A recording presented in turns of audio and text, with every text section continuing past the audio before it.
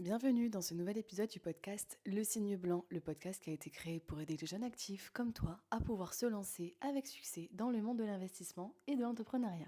Tout ça grâce au retour d'expérience et aux conseils concrets que tu vas recevoir de moi et des invités à travers de multiples épisodes. Bonjour et bienvenue dans le nouvel épisode du podcast Le Signe Blanc. Aujourd'hui, on reçoit Benjamin Gaillochon qui a commencé l'entrepreneuriat et aussi l'investissement dès ses 16 ans. Aujourd'hui, tu as plusieurs entreprises, des années de recul et tu vas pouvoir nous éclairer justement sur comment se lancer et éviter les erreurs coûteuses. Alors, du coup, comment on va faire ça? Ce sera en 3 temps. Le premier temps, ça va être déjà de comment entreprendre et investir à un si jeune âge. Ensuite, pourquoi se lancer si tôt? Pourquoi c'est si important finalement de passer à l'action? Et puis, comment passer à l'action? Comment finalement réussir à se lancer? Et puis, rencontrer la réussite finalement. Et voilà, donc les 3 points qu'on va aborder aujourd'hui. Mais avant, je te laisse quand même te présenter, nous expliquer qui tu es, Pas de Benjamin. problème. Déjà, merci pour ton accueil dans ce très beau spot. Merci. Donc, je me présente, Benjamin Gaillochon, j'ai actuellement 31 ans, je suis multipreneur, on appelle ça comme ça maintenant. Mhm. J'habite en région centre, entre Bourges et Châteauroux, parce que si je dis Soudain, personne ne va connaître. Donc vraiment en Ouais, pleine campagne, en plein dans la diagonale du vide. d'accord. Donc, j'ai commencé, ouais, comme tu l'as dit, à 16 ans avec une auto-entreprise et depuis, je continue à investir, à entreprendre dans Mhm. différents domaines, mais plus particulièrement dans l'événementiel. Heu, D'accord. on fait pas mal de petites choses, que ce soit des spectacles de cabaret, que ce soit des paralumineuses et cetera. Donc, il y a vraiment un large panel d'animations et de spectacles. Tu as combien d'entreprises aujourd'hui? Alors, à l'heure actuelle, j'ai 6 sociétés. Donc j'ai une holding qui chapeaute, un petit peu le tout. J'ai 2 SCI, donc 2 sociétés civiles et immobilières. J'ai Mhm. une société d'exploitation pour la partie événementielle. J'ai une société d'exploitation pour la partie bar à cocktail mobile, donc une activité, annexe, on va dire, de la partie événementielle. Et D'accord. j'ai mon auto-entreprise pour tout ce qui est prestation de services, coaching, à la personne. D'accord, donc 3 entreprises C'est ça. et ensuite il y en a 2 qui sont liées à l'investissement, on va en Ouais, c'est ça. reparler. OK, après, forcément la holding pour chapeauter le C'est ça. tout. C'est des montages juridiques, on va essayer d'en reparler et de Mmh, vulgariser un peu ça. bien sûr. Mais le but, c'est déjà d'aborder ton Mmh, parcours et de voir, tu as 16 ans et puis mmh. tu dis: «Bah tiens, pourquoi pas lancer une auto-entreprise?» Donc c'est rare. À l'époque, donc 16 ans, c'était en quelle année? C'était en quelle année? 16 ans, j'étais en gestion logistique et transport, donc Ouais, je préparais un DUT, OK. donc c'était en 2011, je crois, donc ça commence à dater Ouais. un peu, ouais, Alors non, mais parce qu'il y a un contexte qui est différent entre aujourd'hui 2024 complètement. et Mmh, 2011. On a un accès, déjà qui est très, très différent, à l'investissement, mmh, l'entrepreneuriat. Maintenant, ça commence à se faire connaître tout à fait. doucement.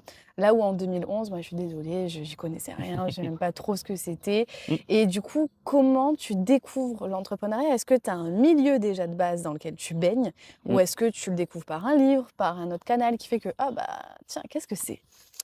En fait, je fais partie de la génération un peu Y, j'ai grandi avec les PC, les grosses tours énormes, avec Ouais, les écrans cathodiques et en fait, je pense que ça vient déjà de base d'ici, d'avoir grandi avec cette nouvelle technologie qui, à l'époque, était vraiment, révolutionnaire. Je me rappelle, d'ailleurs, internet où on payait à la minute, quand on allait sur le web c'est vrai. et je pense que j'ai regardé pas mal de vidéos sur, notamment le design via Photoshop. Donc en fait, D'accord. ma première auto-entreprise était en tant que graphiste. Donc j'ai fait aucune formation parce qu'à l'époque, les formations, hormis dans des écoles, ça n'existait pas. C'est ça. Donc je me suis vraiment formé sur le tas et au fur et à mesure, en fait, en exerçant, j'ai lancé un petit peu une activité comme ça. D'accord. Donc je faisais un petit peu tout ce qui était logo, tout ce qui était flyer, affiche, donc vraiment des choses de base et c'est comme ça que j'ai monté du coup ma 1re auto-entreprise. OK, donc tu as 16 ans. C'est Tu ça. découvres l'entrepreneuriat par le Mmh, graphisme finalement en te disant: «Bah, tiens, je découvre des vidéos, ça m'intéresse bien». complètement. Tu t'auto-formes en fait, Ouais, hein? c'est OK ça. et ensuite tu commences à vendre tes services? Mmh. D'accord. Comment tu fais pour les vendre? Est-ce que c'était en digital? Est-ce que c'était, forcément, en réalité, en physique? Alors du coup, c'était plus compliqué, à l'époque que maintenant, parce que maintenant avec les réseaux sociaux, on va dire, il y a une accélération qui est un peu plus rapide. Mmh. À l'époque, c'était pas mal de démarchage en mode présentiel, en fait. Donc, directement OK. en allant dans les entreprises, en leur demandant s'ils avaient des besoins en termes de graphisme. Mmh. On repérait un petit peu, on va dire les entreprises avec des logos assez moches, avec, des besoins en termes de communication et c'est comme ça que j'ai lancé la chose, en fait. Donc tu allais démarcher des Ouais, entreprises c'est à ce ça. moment-là. Mmh. Tu as 16 ans. Déjà, tes parents, ils en pensent quoi? Heu, alors, en termes de parents, j'ai une mère qui est directrice d'école, donc institutrice, donc on est sur un parcours, on va dire, fonctionnaire, un peu la dream team, enfin le rêve français, Du d'être salariat. fonctionnaire, c'est ça exactement. Et mon père, quant à lui, qui est restaurateur, donc qui est chef d'entreprise. Donc j'ai toujours un petit peu baigné dans ce move de chef d'entreprise, enfin avoir sa propre activité. Mmh. Donc j'ai toujours été encouragé, on va dire, par mes parents, même s'ils voulaient que je continue à faire des études et cetera, la base. Et Mmh. je pense que c'est venu comme ça et ils m'ont toujours accompagné quand même un minimum. D'accord, donc Mmh. ils t'ont soutenu Mouais, c'est ça. directement, il y a pas eu de frein ou quoi que ce Non, pas plus soit? que ça. Ton père Mmh. est venu te donner des conseils ou il t'a dit: «Tu te débrouilles tout seul»? Non, pas forcément. Je suis vraiment d'un tempérament, autodidacte, en fait, donc j'aime pas trop demander des conseils aux autres. OK, J'aime pas trop également me former autrement que par moi-même. d'accord. Je trouve que pour apprendre quelque chose, c'est en exerçant un maximum qu'on arrive à atteindre les compétences requises. Donc j'ai pas pris de conseils plus que ça. D'accord, tu t'es lancé en Exactement, direct. à la one again. Voilà. Alors à ce moment-là, tu me parles de DUT. Mmh. Ça veut dire que tu avais 16 ans, tu étais en DUT ou tu allais vers le DUT? C'est-à-dire encore au lycée J'étais finalement? encore au lycée et du coup, j'ai commencé, après le lycée, j'ai fait un DUT donc en gestion logistique et transport. Donc quelque chose qui n'a strictement rien à voir, Non, où avec j'étais le pas du tout graphisme? intéressé non plus. Pourquoi tu es parti là alors? Parce que c'était à Issoudun, c'était chez moi, enfin Ah ouais, j'étais à 100 mètres de l'école. J'ai jamais eu un parcours très scolaire. OK. J'ai toujours été un élève moyen, j'ai Mmh. jamais fait mes devoirs et cetera. Enfin, pour moi, je trouvais que c'était une perte de temps plus qu'autre chose et c'est pour ça que j'ai fait ce DUT, en fait, parce que mes parents voulaient que j'ai un bagage, on va dire, Ouais, de diplômes, enfin des petits diplômes derrière pour, trouver plus facilement de l'emploi si un jour et tu as un problème? exactement, c'est ça.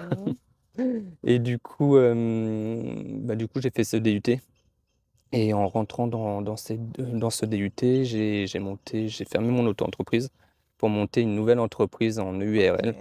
donc où c'était du coup un site e-commerce où je revendais des produits d'entretien de voiture. Ça, c'était à 18 ans du coup, c'est Ouais, je crois que je l'ai 1-2 ans lancé, plus ouais, tard? à 18 ans, ouais, c'est ça. OK. Mmh.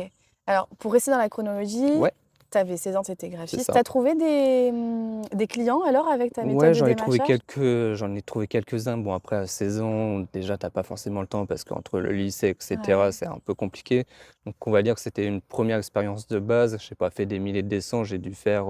Sur 2 ans, j'ai dû faire 15 000 €, mais c'était vraiment un pied à l'étrier, quoi. Ouais, tu avais 16 ans, tu fais 15 000 €, bon en général tu es content Oui, c'est ça, ouais, de tout à te fait. lancer, de passer à l'action au Bien sûr. final. Alors ça, c'est vraiment le côté Mmh. graphique. Ensuite, tu fais le DUT, tu montes une deuxième entreprise finalement. Ouais, c'est ça. Alors celle-là, c'est rien à voir du e-commerce. Complètement différent. Pourquoi, ce shift? Du coup, en parallèle, j'étais aussi apprenti dans le cadre de ce DUT, j'étais, assistant logistique, où je faisais des achats, en fait, dans une laiterie, dans une grosse coopérative de laiterie et j'avais ce besoin d'avoir une activité à moi et du coup, pour aller dans cet apprentissage, c'était une entreprise qui était à 50 kilomètres de mon domicile. J'ai dû acheter une voiture neuve, on va Mmh. dire. Donc il fallait bichonner les premières voitures neuves, tout le monde a connu le move de bien la bichonner, d'en Ouais, prendre soin, c'est son petit bébé et cetera et par rapport à ça, du coup, j'ai commencé à me former sur comment entretenir sa voiture, enfin toute la carrosserie, la faire briller et cetera et c'est comme internet ou des ça livres?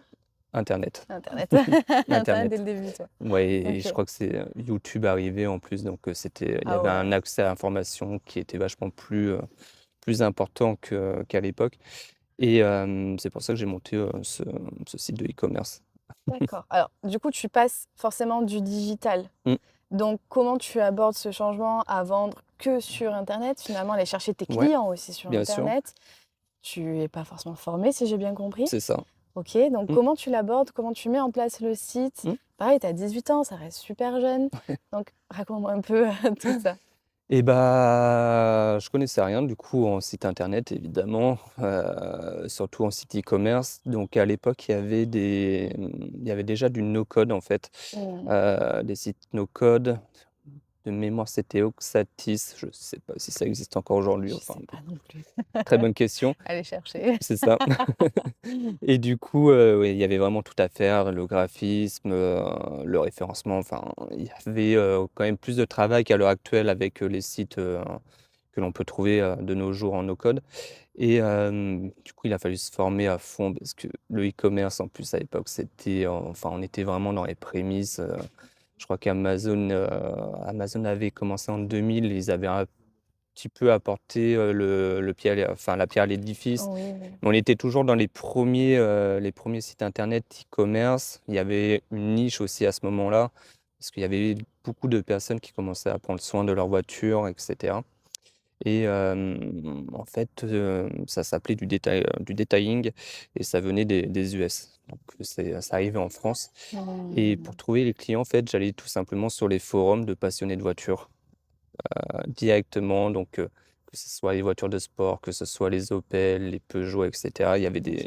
Le enfin, forum de des forums passionnés. de partout. Le forum, c'était vraiment le truc, qui avait la hype à l'époque, enfin, tout le monde voulait se créer un forum, tout le monde, voulait être le top numéro un du forum et cetera OK. et c'est comme ça que j'ai acquéri mes premiers clients, en fait, tout simplement. C'est vraiment via ces forums. Après, donc j'ai monté ce site e-commerce. J'ai dû trouver des fournisseurs pour acheter les produits. Donc j'avais trouvé 2 fournisseurs à l'époque qui étaient français, donc on va dire c'était plus facile Bah, j'avais d'appréhender la chose. tu avais du stock? Ouais, j'avais du stock, et après la problématique, en passant par ce genre de fournisseur, c'est que tu avais des marges vraiment, très faibles, quoi. Ouais. C'était à l'époque, je crois que je devais avoir 15 à 20 de marge sur cette marque, donc vraiment très, très peu. Bon après il y a pas de salariés, il y a pas le site e-commerce il coûtait, je Mmh. crois, 100 € par mois, un truc comme ça, donc ça allait. Mais c'était une expérience assez cool et ça m'a permis de développer des compétences, notamment dans le web que j'avais pas forcément, vues à l'école ou que j'avais pas forcément, quoi. Alors ce qui est intéressant, c'est que du coup, au final, tu termines dans l'événementiel aujourd'hui. C'est ça. Donc, tu touches un peu à tout Ouais, et complètement. chaque expérience, elle t'apporte à chaque fois des compétences Mmh, nouvelles que tu es pas allé chercher au départ ouais, juste parce que tu veux réussir ton projet. Tu te dis: «Bon, bah, il faut que je me mette au no-code, il tout faut à que je me fait. mette à gérer mon Mmh, stock, il faut que j'aille chercher des clients». Donc il y a déjà ce truc de, je vais aller chercher, je vais aller me débrouiller, c'est c'est pas ma ça. compétence, mais je Mmh, vais un peu toucher à tout. C'est quelque chose qu'on revoit souvent. Les entrepreneurs, ils ont beaucoup de casquettes et mmh, au fur et à mesure du temps, tu viens déléguer celle dans laquelle tu es moins tout à fait. bon. Au départ, quand tu as débuté, donc Oui, tu es auto-formé, tu es autodidacte, mmh, très bien. Par contre, il y a quand même beaucoup de choses à découvrir, à toucher. c'est ça. Tu as dû faire des erreurs peut-être à un moment donné pour apprendre? Ouais, on fait toujours des erreurs de toute façon, après dans ces 2 premières expériences, c'était vraiment des petites entreprises, donc il y avait pas forcément de grosses erreurs, vraiment impactantes dans une vie, sachant que j'étais encore, hébergé chez ma mère, donc j'avais pas forcément de charges à proprement parler, personnelles. Donc il y avait pas forcément d'erreurs, pas de grosses erreurs en tout cas. Pas D'accord. d'erreurs que je me rappelle. Pas d'erreur qui t'a fait crasher, le Mmh, premier ou le mmh, deuxième non, de tes non, projets? ouais, non, vraiment, pas d'erreur pour l'instant. D'accord. Alors, en soi, pourquoi je te pose cette Oui, question-là? C'est pour un peu, démystifier le «je bien me sûr. lance et je réussis tout Mmh, d'un coup». Pourquoi? Parce que souvent, quand on vient apprendre seul, mmh, en fait, seul, c'est je vais aller faire mes heures tout seul et au final, c'est le temps que tu vas donner les erreurs qui vont faire que tu vas Mmh, apprendre. Et puis après, des fois, bon, bah, ça se passe très bien aussi, c'est ça ça. peut arriver, mais il faut pas se dire en mode je me lance, c'est sûr, tout va aller nickel chrome, tout va être nickel. Et ce qui est bien, c'est que justement, tu remets en perspective bah, j'avais pas de risque en fait. J'étais Mmh, chez ma mère, ouais, complètement. finalement, tout allait Mmh, bien. c'est ça. Je pense que en fait, l'entrepreneuriat, plus on commence jeune, moins on a de risques, en fait. Et si on se casse la gueule et bah, on est toujours chez nos parents, on n'a pas de charge, on n'a pas d'enfants à charge, Mm. on a enfin, ouais, on a vachement moins de risques et c'est pour ça Mm. que, enfin, moi, mon conseil, enfin, le conseil que je peux donner aux jeunes, c'est de commencer le plus tôt possible, quoi. Bah oui. Comme ça, on se casse la gueule, on redémarre, enfin, il y a pas de conséquences, directes, on va dire. C'est le Mmh, principe de fonce, c'est échoue ça, vite et recommence, quoi. complètement. Donc ça, c'est Mmh, super parce que tu as vraiment la preuve vivante de je fais plusieurs choses, ouais. je teste. Tu as dû, de moments faire des petits trucs, mais Oui, ça t'a pas marqué non, visiblement. Donc comme quoi, c'est pas traumatisant. c'est ça. Et puis finalement, Mmh, aujourd'hui, tu as plusieurs sociétés, tu as ouais, l'investissement. Donc c'est quelque chose qui fait que la voie que tu as mmh, empruntée t'a mené quand même vers ouais, complètement. une certaine réussite. Donc c'est pas mal. Maintenant, donc, tu as l'e-commerce. Ouais. Est-ce que tu arrives à en vivre? Est-ce que finalement tu abandonnes le projet? Qu'est-ce qui devient en fait ce site? Ce site, je crois que je le ferme en 2015. En fait, je deviens, associé d'un cabaret, donc encore rien à voir, tu vois? Explique-nous 360 encore, comment? c'est ça. J'étais Comment à la tu fin passes du de là à là? DUT du coup, donc mon oncle montait un cabaret sur Châteauroux et il me demande du coup d'être directeur des opérations, donc de gérer toute la partie, marketing, communication, le bar du cabaret, Mmh. un peu de programmation, un peu de la gestion du cuisinier et cetera. Donc vraiment un peu, casquette touche à tout. Donc ça, c'était en 2015. Je sais 2 ans après alors? Ouais, 2 ans le site 2 ans, e-commerce? c'est ça, exactement. Donc vraiment dans un move, je tiens pas en place, quoi. Mais c'est vrai que tu touches à tout. Ouais, c'est ça. En Après, fait, c'est j'ai une toujours une opportunité. soif, de découvrir de nouvelles choses, en fait. Ouais. C'est vraiment, j'aime pas être cloisonné dans un seul cube, on va dire. J'aime bien aller voir au-delà du cube, voir ce qui se passe et donc c'est pour ça que j'ai toujours, créé des choses, qui n'avaient aucun rapport, avec mes expériences précédentes et cetera. D'accord. Alors avant d'aller dans la partie Ouais. cabaret, justement en parlant de ça, je me suis dit: «Mais attends, c'est vrai que dans ta vie, tu as toujours été entrepreneur?» Ouais, quasiment, j'ai eu très peu d'expérience en salarié. J'ai Ouais. eu mes 3 ans d'apprentissage, que j'ai faites. D'ailleurs, pour la petite anecdote, après mon DUT, j'ai fait une licence, d'entrepreneuriat, c'était un cursus, management des organisations, innovation entrepreneuriale, quelque chose comme ça. Ça Donc après s'appelait le Moïse. DUT? Ouais. Voilà, ça s'appelait Moïse? ouais, Moïse. Ah ouais? OK. Petite anecdote, j'ai pas eu cette licence, Oh! tu vas savoir pourquoi. Tu l'as Hem bossé ou pas? Parce que tu cumules plein de trucs En toi, hein? vrai, je l'ai pas bossé. Après, ce qui a fait flancher le truc, Ouais. c'est que j'étais dans une, enfin, ouais, dans une entreprise où, je me faisais chier comme un rat mort et du OK. coup, c'est eux qui m'ont niqué, ma licence, on va dire. Ah ouais? Ouais, j'ai eu, je crois, en fait, tu avais pas mal d'items et chaque item, tu devais avoir minimum 10 et je crois au niveau de l'apprentissage, j'ai dû avoir 6, un truc comme ça. Puis flemme de le repasser après, tu vois? Ouais, bah, après tu avais déjà mis le cambouis donc en Ouais, soi c'est tu ça. étais dedans. La question c'est plus comment tu cumules tout ça, quoi? Tu fais tes études, en même temps tu as ta vie perso, c'est normal et tu as les différents projets que tu as Ouais. lancés qui finalement demandent du temps parce qu'en plus c'est autodidacte donc tu apprends tout seul. Comment tu cumules tout ça? C'est une bonne question. Bah oui, 16-18 ans, Non, en vrai, tu fais ça après les cours. Je sais qu'au DUT, on commençait à avoir les PC aussi dans les cours. Donc derrière, enfin moi j'étais vraiment, tout à l'arrière de la classe sur mon PC on a et tous fait ça. ouais, c'est ça. Mais je travaillais du coup sur l'entreprise, enfin sur mon entreprise en même temps que le cours. Et je me rappelle, aussi durant ce DUT, pendant que j'avais le site e-commerce, une petite anecdote super drôle, c'est que j'étais Mmh. arrivé en retard à un cours parce que j'attendais à la réception d'une palette. Et Oh l'excuse. c'est ça et j'avais sorti l'excuse enfin, du coup, qui n'était pas une excuse. J'avais sorti ça à la prof, elle m'avait dit: «Oui, c'est inadmissible et tout, Depuis quand il y a des étudiants qui sont entrepreneurs, machin, machin. Parce qu'à l'époque, tu vois, il y avait pas le statut d'étudiant entrepreneur qui Ouais. aujourd'hui existe depuis 3-4 ans, je Oh, pense. c'est récent. Ouais, c'est ça, c'est tout récent. Et enfin, pour un prof, c'était vraiment, enfin, c'était impossible, quoi. C'était Ça va pas ensemble. pas du tout. Et du coup, elle t'a mis quoi? Une colle, quoi. Non, même pas. Enfin, après, je sais même plus ce que j'ai eu. J'ai Et pas vu c'est... grand-chose. Oui, Ouais. c'était un petit sermon, un truc comme ça, mais Ça veut dire que tu te cachais pas. Les autres, ils savaient ce que tu ouais, faisais. les autres savaient. Ouais, ouais. Ils en pensaient quoi? Enfin, t'avais des remarques? T'avais quel genre, en fait, d'entourage, finalement? Et...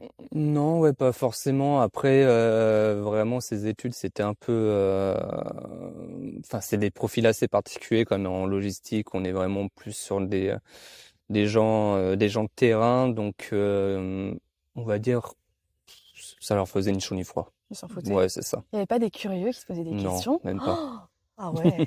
Ah ouais, j'aurais été curieuse, je pense. Ouais, non, j'étais vraiment pas dans un cursus où les gens avaient de l'intérêt pour l'entrepreneuriat. Ils étaient vraiment dans une vision de salarié, Mhm. de finir salarié plus tard. Donc, Tu t'y retrouvais, toi, finalement, avec cette vision qui est opposée à la tienne? ouais, après, ça m'a jamais dérangé. Moi, ouais, enfin, mon kiff, c'était vraiment d'avoir mon truc à moi, de faire vraiment ce qui me plaisait. Et c'est comme ça aussi que j'ai trouvé l'énergie nécessaire de manière à pouvoir cumuler l'apprentissage et les cours et l'entreprise, quoi. Ok. Et du coup, à la fin de tes études, le Ouais, cabaret, il arrive là? c'est ça. Il arrive là en 2015, du coup, D'accord. pendant 2 ans. Donc, après 2 ans, il y a une liquidation judiciaire de ce cabaret suite à des malfaçons au niveau des entreprises qui ont fait les travaux, etc. Donc, sachant que j'avais mis un peu de billes, je crois que j'avais mis plus de 30 000 ou 35 000 euros de parts sociales. En fait, j'avais pris des parts Et sociales tu les sortais d'où? J'avais fait des prêts. C'était des prêts d'honneur. Donc, il y avait un prêt d'honneur à 20 000 et un autre prêt d'honneur, je crois que c'était 15 000 l'autre. Prêt d'honneur, tu Ouais. peux Alors, un prêt expliquer? d'honneur, c'est un prêt qui est donné par un organisme. Alors, nous, par chez nous, c'est Indre Initiative notamment. Et c'est un D'accord. prêt à taux zéro. C'est-à-dire que cet organisme t'aide en te donnant ces 20 000 euros. Et toi, tu les rembourses tous les mois, mais sans intérêt. Comment tu fais pour y avoir accès? Tu dois passer devant une commission, en fait. Tu passes devant une commission, tu expliques ton projet. Et si pour eux, le projet est viable, du coup, ils te donnent cette subvention, ce prêt d'honneur à taux zéro pour t'aider à démarrer, à constituer ton capital de départ. Un organisme privé ou public dans ce cas-là? Alors là, c'était public. Après, Ok. nous, il y en a avoir des privés aussi. Ça doit dépendre des régions, je pense. D'accord. Donc ça veut dire que si on est jeune, alors il y a des prêts étudiants bien sûr, mais on Jeune, peut se pas jeune, diriger. vraiment Ah oui, n'importe. Il n'y a pour pas n'importe qui. forcément Ouais. de. Ok, d'accord. C'est intéressant à Mm. savoir quand tu te manques du capital. Ouais, complètement. Donc tu es allé présenter ton projet. Alors, c'était pas mon projet à moi, à titre perso, c'était Oui. celui à mon oncle, du coup, c'était lui qui avait présenté le projet et moi, j'ai juste Ouais. reçu, du coup, les Ah, sous d'accord. Ok.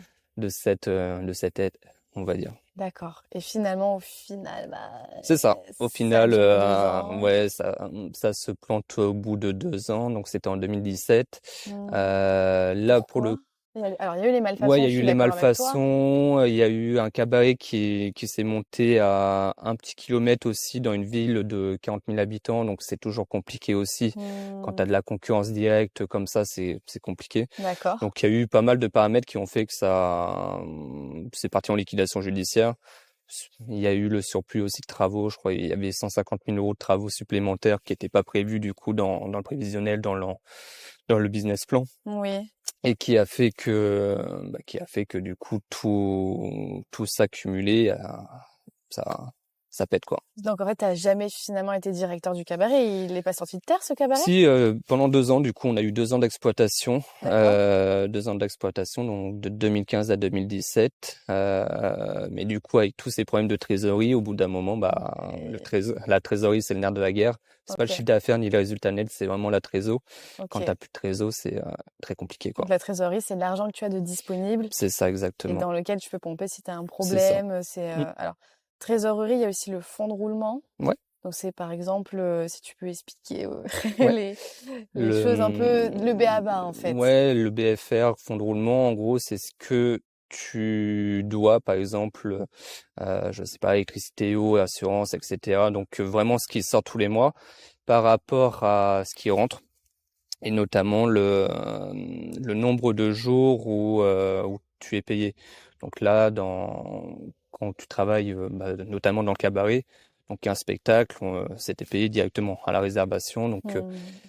il y avait un besoin de fonds de roulement qui était un peu moins important qu'une entreprise, enfin, je sais pas, une usine où ses clients le payent en 60 jours, où là, il y a un décalage de trésor qui est assez important, quoi. D'accord. Au final, c'est un petit peu comme, toi, par exemple, quand tu as ton salaire, que Mmh, tu as ton logement, c'est c'est, ça, combien d'argent il te faut pour vivre et c'est combien ça. d'argent il te reste pour, toi. Ouais, complètement. Et combien de jours tu peux tenir avec ton argent sans être en difficulté, quoi. Ouais, Mmh, ça c'est des notions de base en soi, hein, que tu as dû étudier. mmh, C'est des choses que vous trouvez sur internet aussi très c'est ça. facilement. C'est un peu plus «technique» entre guillemets et Oui. encore, voilà. Mais c'est des notions de base. Je Mmh, pense que quand on se lance en entrepreneuriat, oui, il y a le projet de «je me fais ça, je me fais ça» et cetera. mmh. Mais il y a aussi l'anticipation derrière de Ouais, complètement. construire le projet. Mmh. Finalement, tu as fait tes 2 ans avec ton Ouais, oncle c'est ça. et puis, bah, vous vous retrouvez là et Le qu'est-ce bec qui dans se l'eau. passe? Bah oui. Suite à ça, moi, j'ai dû prendre un boulot en salarié. Ah, c'est dur à dire. Aïe. En gros, j'ai postulé un peu partout. J'avais besoin de cash parce que du coup, j'avais les prêts d'honneur, qui continuaient Et oui. à tourner. Donc, pendant 2 ans, j'ai été responsable adjoint d'un magasin qui s'appelle Action, que tout le monde connaît, je Oui. pense. Donc, j'ai fait ça pendant 2 ans. Pareil, aucune notion, aucune connaissance dans le commerce.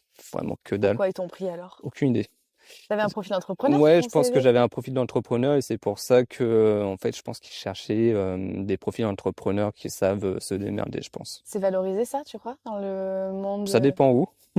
ouais. Ça dépend où, mais faut croire que oui, sinon ils m'auraient pas pris, sachant que j'étais vraiment allé à l'entretien, mais de manière décontracte. Je savais que j'allais pas être pris. Ouais, Enfin, j'avais postulé tu avais pas de aussi. conviction. Ouais, c'est ça, j'avais postulé un autre truc et moi, c'était vraiment l'autre truc que je souhaitais. Et du coup, ils m'ont pris. C'était un petit salaire à 1600 net par mois. Donc, Ouais. sachant que j'en avais besoin dans l'instant T, j'ai dit allez, banco. Et au final, c'était une bonne expérience parce que ça m'a appris à gérer un peu des équipes que j'avais pas forcément. J'ai toujours été solopreneur, du coup, j'avais pas. Au cabaret, tu gérais pas, les équipes? Si, mais c'était différent. C'était des équipes. Alors moi, j'avais pas gestion des artistes. Je gérais une ou deux personnes, donc c'était vraiment assez peu.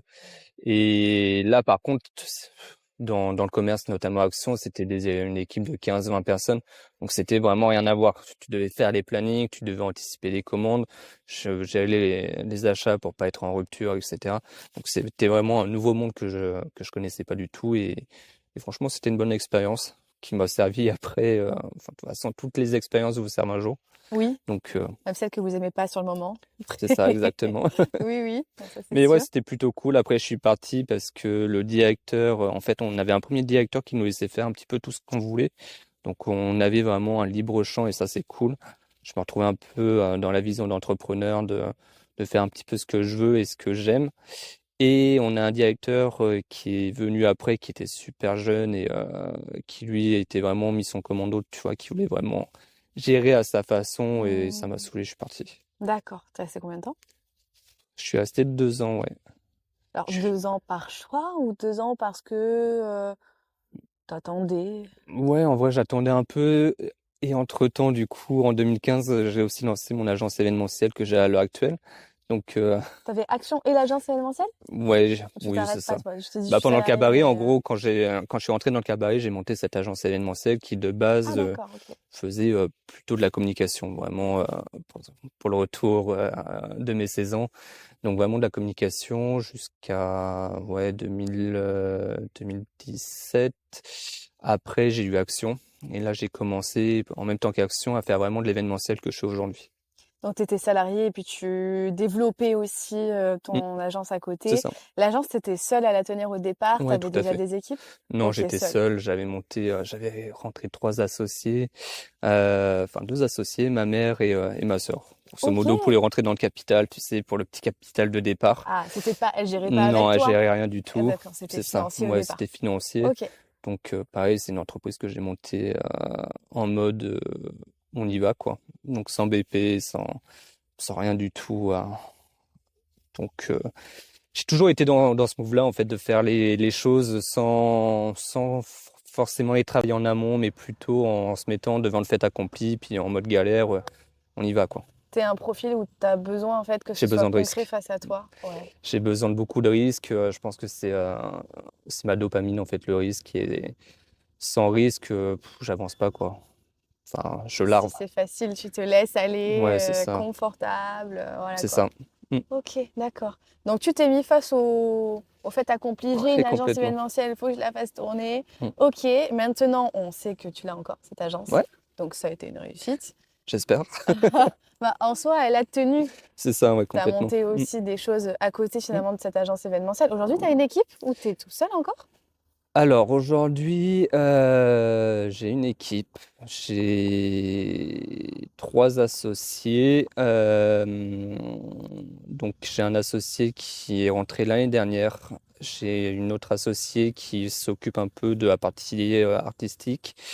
Et derrière, j'ai 160 artistes qui collaborent avec nous. Mm. Donc en fait, dans l'événementiel, on n'est pas sur, oui, j'ai un chargé de marketing, etc. Ok. Moi, j'ai pas mal de profils intermittents du spectacle, Mhm. c'est-à-dire qui sont one shot. J'ai une prestation demain, j'appelle tel, tel, tel et un tel. Vous allez là et c'est du one shot. Ok. Donc, c'est l'avantage que j'ai, c'est que j'ai pas de masse salariale à proprement parler. Mm. Du coup, j'ai une maîtrise totale de mes coûts, quoi. Comment tu as fait? Alors, pour trouver les Mm. artistes, ok. Et puis pour trouver des associés, comment en fait ça s'est passé? Ils sont venus à toi, tu allé les chercher, est-ce que tu avais besoin de Ouais. financement? Alors pour les trouver, en fait, c'est pas compliqué. Là, notamment le dernier associé que j'ai rentré, il est venu sur une de nos prestations. De base, c'est un artiste Ok. et du coup, je l'ai rentré comme ça. On s'est pris un café un jour et je lui ai dit: «Bah, écoute, je recherche des commerciaux dans ce secteur». Là, il habite Poitiers, donc je recherche, du côté, Grand Ouest, on va dire. Et est-ce que ça t'intéresserait du coup de collaborer? Je savais qu'il avait Hatchatch et tout, donc je me suis dit, c'est un peu le profil idéal et ça s'est fait comme ça, en fait. D'accord. C'est une des qualités qu'on me dit que je possède le plus, c'est que j'arrive à m'entourer heu, des bonnes personnes, on va dire. C'est important. Très C'est important. très Le important. réseau très, très important. Oui, bah, après, c'est aussi le truc de te dire, tu t'es lancé seul, au Mmh, final, tu es autodidacte. Mais je vais être honnête, moi, je crois pas au self-made. Les gens, ils ont fait tout mmh, seul, ils réussissent tout seul. C'est vraiment dans la partie de la définition où, oui, j'ai fait tout seul. En fait, j'y crois pas parce mmh, qu'il y a toujours un moment donné où tu vas avoir une problématique. Il faut que tu poses la question soit à un mmh. collègue, soit quelqu'un qui est bah, justement plus loin que toi, soit à vraiment un expert. Mmh. Et il faut savoir s'entourer Tout à finalement. fait, très important. Finalement, la partie commerciale, c'est pareil, hein, tu t'es entouré de cet associé-là. Mmh, Il y a plein de choses où tu peux pas faire tout seul, ça c'est n'existe ça. pas. Aujourd'hui, donc tu as démarré tout seul, d'accord. Mmh, Après, tu t'es associé par rapport aux besoins que tu avais. ouais, Et puis, comment tu t'es entouré? Est-ce que tu allais à des événements pour rencontrer des personnes qui te motivent, ouais. qui t'entourent? Mmh. Aujourd'hui, voilà, comment tu as créé un entourage autour de toi qui vient correspondre à ta vie d'entrepreneur? Ouais, pour moi, le plus important, c'est vraiment le réseau et pour se constituer ce réseau, enfin, ça passe par plusieurs cases. J'ai eu un profil associatif aussi, je sais pas si tu connais le Rotary, Rotaract? Non, C'est je veux un bien que tu Ça m'expliques. marche, c'est un club service en fait, c'est un club service Ok. mondial, il y a je sais plus combien de membres, sur terre. Ça doit être 1,5 million, un truc comme ça, mais vraiment dans tous les pays. Ok. Et en fait, notamment, le vaccin de la polio, provient en fait du Rotary. C'est le Rotary qui a financé, ce programme de vaccination, notamment en Afrique, et c'est D'accord. pour ça que ce virus est quasiment éradiqué, dans le monde. Donc c'est vraiment une ONG qui a une réputation un peu de leader, parce que derrière, c'est vraiment des gros chefs d'entreprise, c'est des avocats, des juristes, des choses comme ça. Et déjà ça m'a permis d'ouvrir un gros réseau, local, au niveau national, pardon, aussi.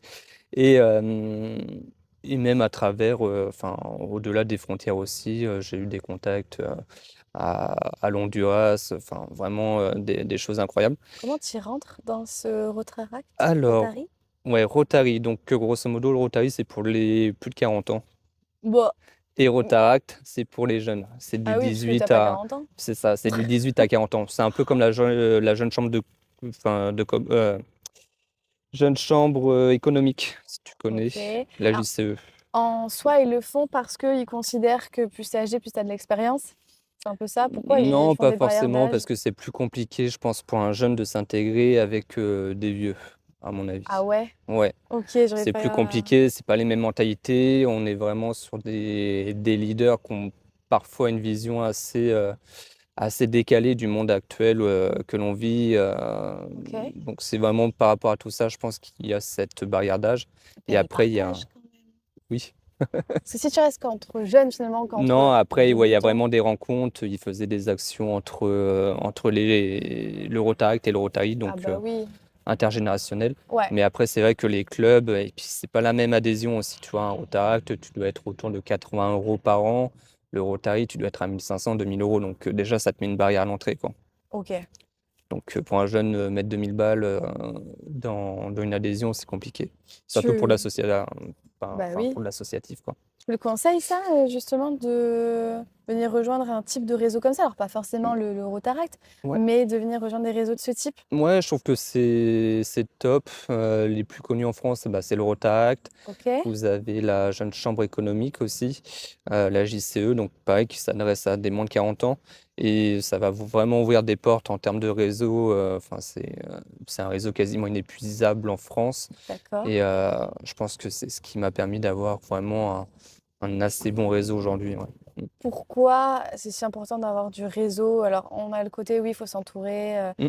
ne pas être seul, d'accord, mais pourquoi c'est si important finalement, d'aller chercher ces gens-là? Et bah, c'est pas compliqué, quelque chose que tu pourrais faire en 5 minutes avec un réseau, sans réseau, tu vas le mettre en 3 jours, quoi. Tu as un exemple Tu de choses comme ça qui t'aident à te Ouais, bah, par débloquer? exemple, au début de l'agence événementielle, heu,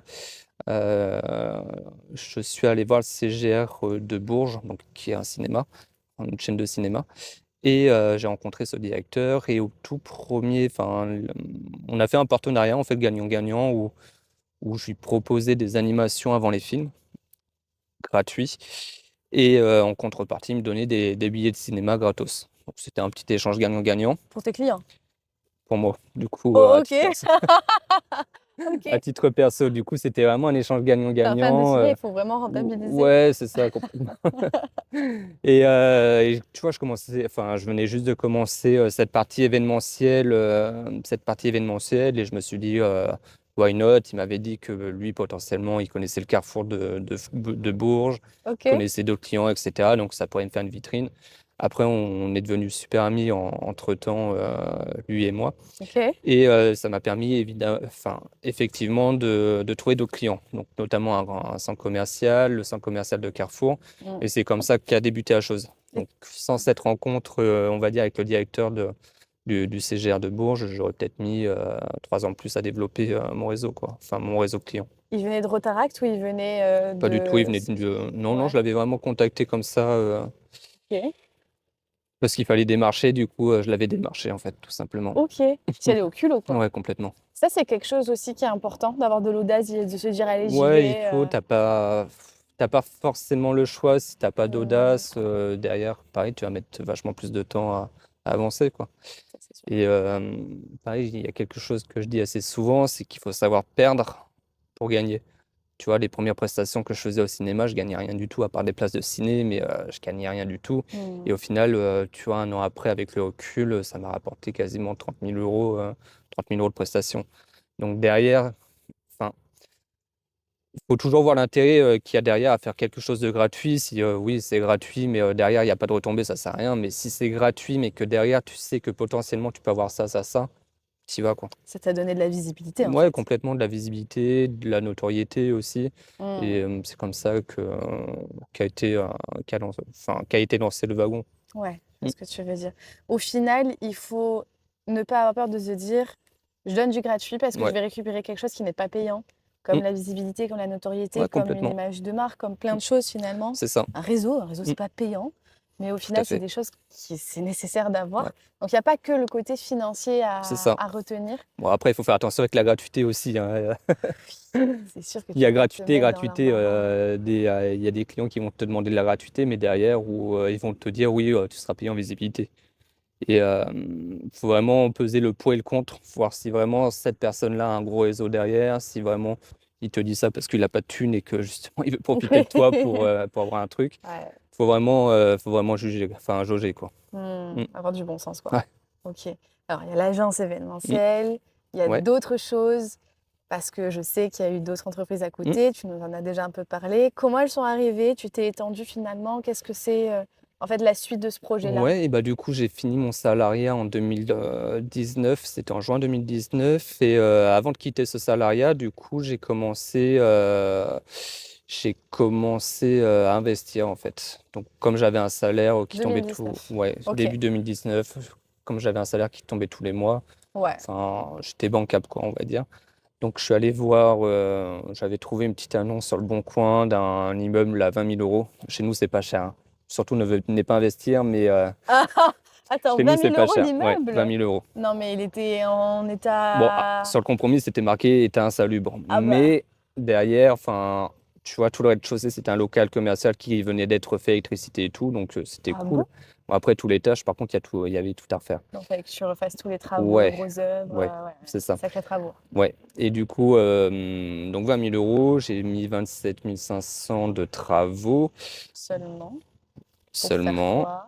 parce que, en fait, j'étais totalement con, quand j'ai commencé, tu vois? J'étais pas formé ni rien, j'y suis allé comme à mon habitude, un peu à l'arrache. Tu as acheté un immeuble comme ça, sans te Ouais, c'est former, ça, je mets n'importe comment. 27 000 € de travaux. Ouais, Oh mon Dieu! c'est ça et j'avais écouté le propriétaire, il m'avait dit: «Oui, pour rénover l'étage, il y en a, je pense, pour 25 000 €, pas plus, quoi». Il avait des devis? Non. Ah non, mais j'y OK, suis vraiment allé à l'arrache, quoi. C'est, le truc à surtout pas faire OK. et du coup, j'ai acheté ça et au final, c'était mon premier bien que j'ai acheté. Je l'ai loué au bout d'un mois, donc vraiment que la partie, rez-de-chaussée, la partie Local co. ouais, local commercial, OK. donc à 400 €, à 400 € par mois.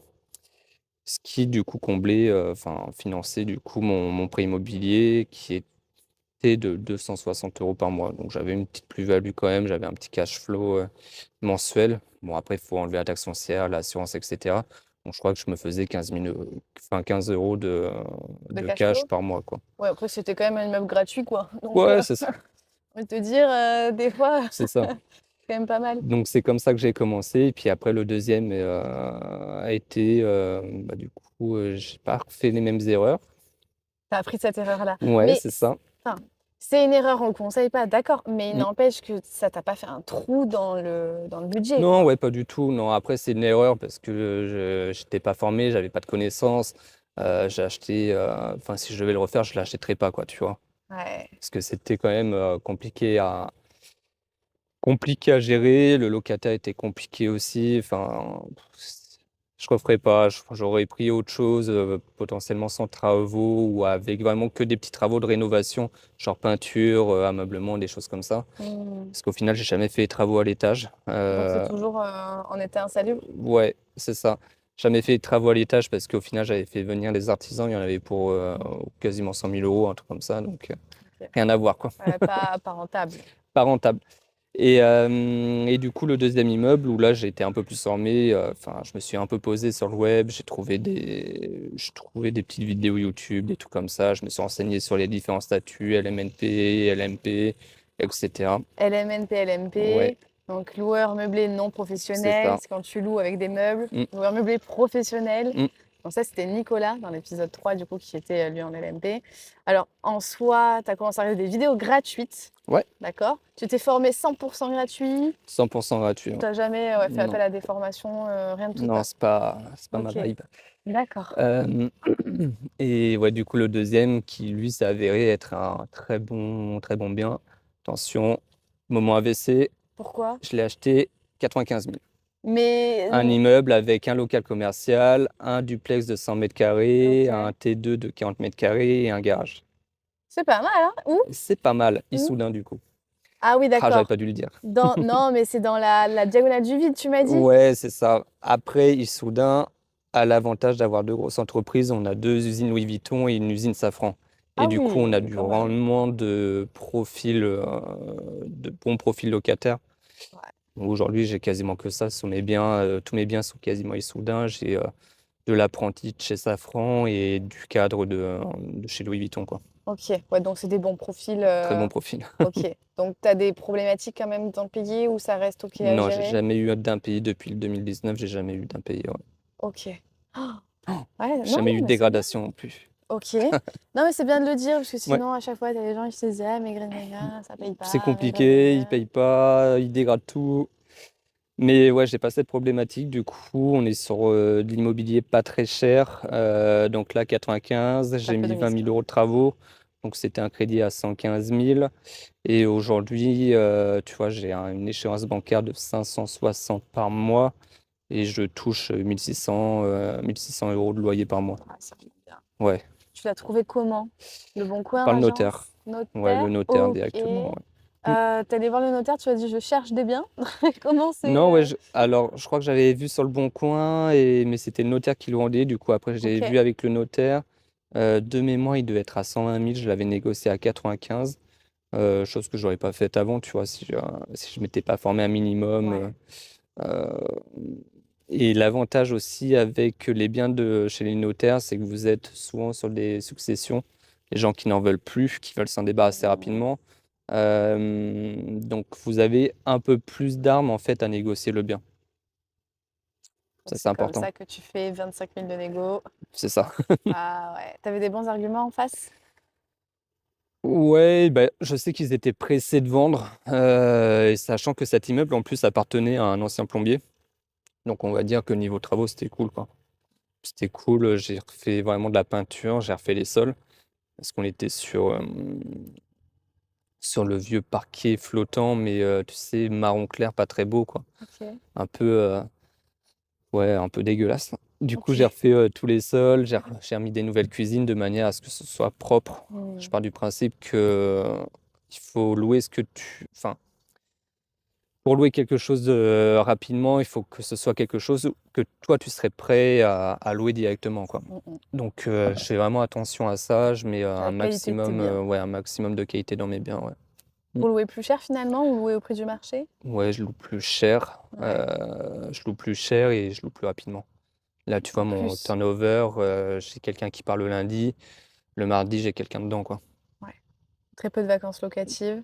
Pas de vacances. Ouais. La vacance locative, en fait, c'est le moment où t'as pas de location, t'as pas de locataire, Mm. en fait, et du coup, tu touches rien, donc c'est pas génial. C'est pas ouf? C'est pour ça qu'il faut réduire un maximum, donc en Complètement. ayant de la qualité. En plus, c'est meublé finalement ou tu fais du Ouais, nu? non, je fais que du meublé. Tu Ouais, fais du meublé, donc le meublé, c'est normal que ce soit plus cher aussi, vous voyez. aussi. Et puis, ça facilite le coup de cœur. Tu rentres dans l'appartement, dans la Ouais, maison, t'as quoi que ce déjà la soit. déco, t'as déjà tout. C'est Tu te visualises beaucoup mieux. Enfin, ça Mm. n'a rien à voir. Et puis, fiscalement aussi, c'est C'est mieux. mieux. Voilà, donc il y a beaucoup d'avantages à la location meublée. Mm. Alors ça, du coup, on a passé dans le côté Ouais. investissement finalement, donc on fera une rétrospective de l'entrepreneuriat après.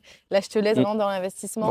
Ouais. Tu te lances sur ton premier projet, donc À comme l'arrache. ça, finalement, tu dis, bon, je vais peut-être pas refaire les mêmes erreurs, C'est ça. tu te formes un petit Mm. peu, et puis boum, tu trouves un immeuble directement, Mm. franchement pas cher, hein. Oh, Ouais. ah ouais, et ça, c'était 2019, avant le Covid. Ouais, c'était 2019 les deux, ouais, c'est ça. Tu vois une différence au niveau de tes achats immobiliers avant-après Covid ou pas? Non, pas forcément. Non, Ok, je vois pas de différence pour l'instant. je te dis ça parce que ici, bah là, on est à Ouais, Biarritz. Franchement, ça a déjà été cher, mais ouais, post-Covid, c'est devenu ouais, bah c'est les Parisiens qui sont encore redescendus, pire. quoi. Ouais, c'est ça. Ça dépend les régions, je pense. Il Mm. y a un effet post-Covid dans le 64 qui est vraiment très Ouais, je marqué. comprends. Et forcément, si tu me demandes, ah ben avant Covid, c'était Mm. déjà cher, mais après Covid, c'est encore C'est inatteignable. pire. Ouais, ça devient inatteignable. Faut venir dans la diagonale du vide, venez en Voilà. Creuse, venez dans l'Indre. Vous avez des maisons de 200 mètres carrés à 20 000 euros. Enfin, faut pas hésiter, quoi. Ah, mais c'est vrai que des fois, je vais sur Le Bon Coin, je cherche aussi, Mm. alors pas trop loin parce qu'il faut que je le gère et après, c'est Ouais, ma vision. Il y en a, les investissements, hein, c'est OK. Mais bon, voilà. Et je me dis, mais c'est quoi ces prix? ouais. Oh, Non, ouais, on tu trouves soupçonne des trucs pas. vraiment de fou et En fait, je trouve que c'est pas forcément, la réputation de la ville, tu vois? Il y a beaucoup de gens qui misent vraiment que sur des grandes villes, Limoges, Bordeaux, Ouais. je sais Des pas, métropoles Bayonne, par presque. exemple, comme c'est pas loin. Ouais, Des métropoles et au final, tu as vachement moins de rentabilité que sur des villes comme Issoudun, tu vois? Où tu achètes l'immobilier vraiment pas cher, que derrière tu as des entreprises, Louis Vuitton, Safran, qui sont là. Tu vois? C'est une ville de 10 000 habitants et au final, tu tapes des rendements qui sont, 2-3 fois supérieurs de ce que tu pourrais avoir à Limoges, c'est à ça. Paris et cetera, quoi. Et ton immobilier prend de la valeur?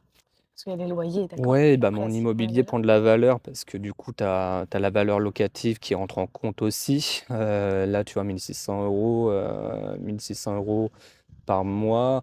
J'ai fait estimer l'immeuble en début d'année. Je suis à 168 000 € que je pourrais revendre aujourd'hui, donc Ouais, c'est vraiment c'est pas bien, hein. dégueulasse, quoi. Ok. Mmh. Donc de 95 000, tu passes à 165 000? 160 000, pardon? Ouais, 95 à 168, ouais. En combien de temps? Et bah, en 2019, en 5 ans, 5 ouais. ans. Ah, c'est pas mal. Plus tes C'est pas loyers dégueulasse. que t'encaisses C'est ça. tout le temps. Mmh. Donc c'est super rentable. Mmh. Ok. Alors, du coup, t'as le Localco, Ouais. t'as l'immeuble. Est-ce que Mmh. t'as racheté depuis? Ouais, après j'ai commencé à monter d'un étage supérieur, donc Bon, un immeuble, c'est déjà pas mal. ouais, en créant 2 Ouais. sociétés civiles immobilières du coup. Ok. Et ça je crois que c'était en 2020, Mhm. mais je me demande si c'était avant le covid ou après le covid. Je crois que Ah c'était en plein ah. covid même. C'était en plein covid, du coup j'ai acheté en fait, j'ai acheté 3 bâtiments. J'ai acheté sur une première SCI, ma résidence principale. Ok. Donc en gros, c'est une longère, là pareil, assis-toi bien, tu déjà assise. Ouais. Je suis bien Donc installée. c'est une longère que j'ai achetée 200 000 €. J'ai pris 50 000 € de travaux supplémentaires, donc 250 000. Et en fait, cette longère, tu as la partie habitation qui fait 160 m², donc avec, parc arboré, piscine, garage et cetera. Mais tu avais aussi une partie, location, qui Location de était quoi? location meublée. Ah, c'était déjà fait. Ouais. Tu avais, Une longère, c'est quoi? une longère, en fait, c'est une maison qui est tout en long, ouais, c'est, Où il n'y a une pas maison en d'étage. enfilade, en fait. Tu as un étage. Après, ça dépend des longères. Il y a des longères où tu n'as pas d'étage, mais là, j'ai un étage. Elle fait combien de mètres carrés ta longère? Pour avoir autant de choses à l'intérieur? Je crois qu'elle fait 300 et en Bah, fait, tu as la ça va, ouais. longère et tu avais un petit bâtiment annexe à côté, pareil. Dans ce bâtiment annexe, il y a 2 appartements qui étaient meublés quand on a acheté. Donc Donc déjà tout fait, t'as rien à ouais, faire. déjà tout fait, qui était loué 260 € je crois. Pardon. Pas cher, hein. Et un troisième Trop de appartement loyer. meublé qui était tout au fond de la longère, qui était loué 280. Mais comment ça se fait qu'il louait si peu cher, le Parce propriétaire d'avant?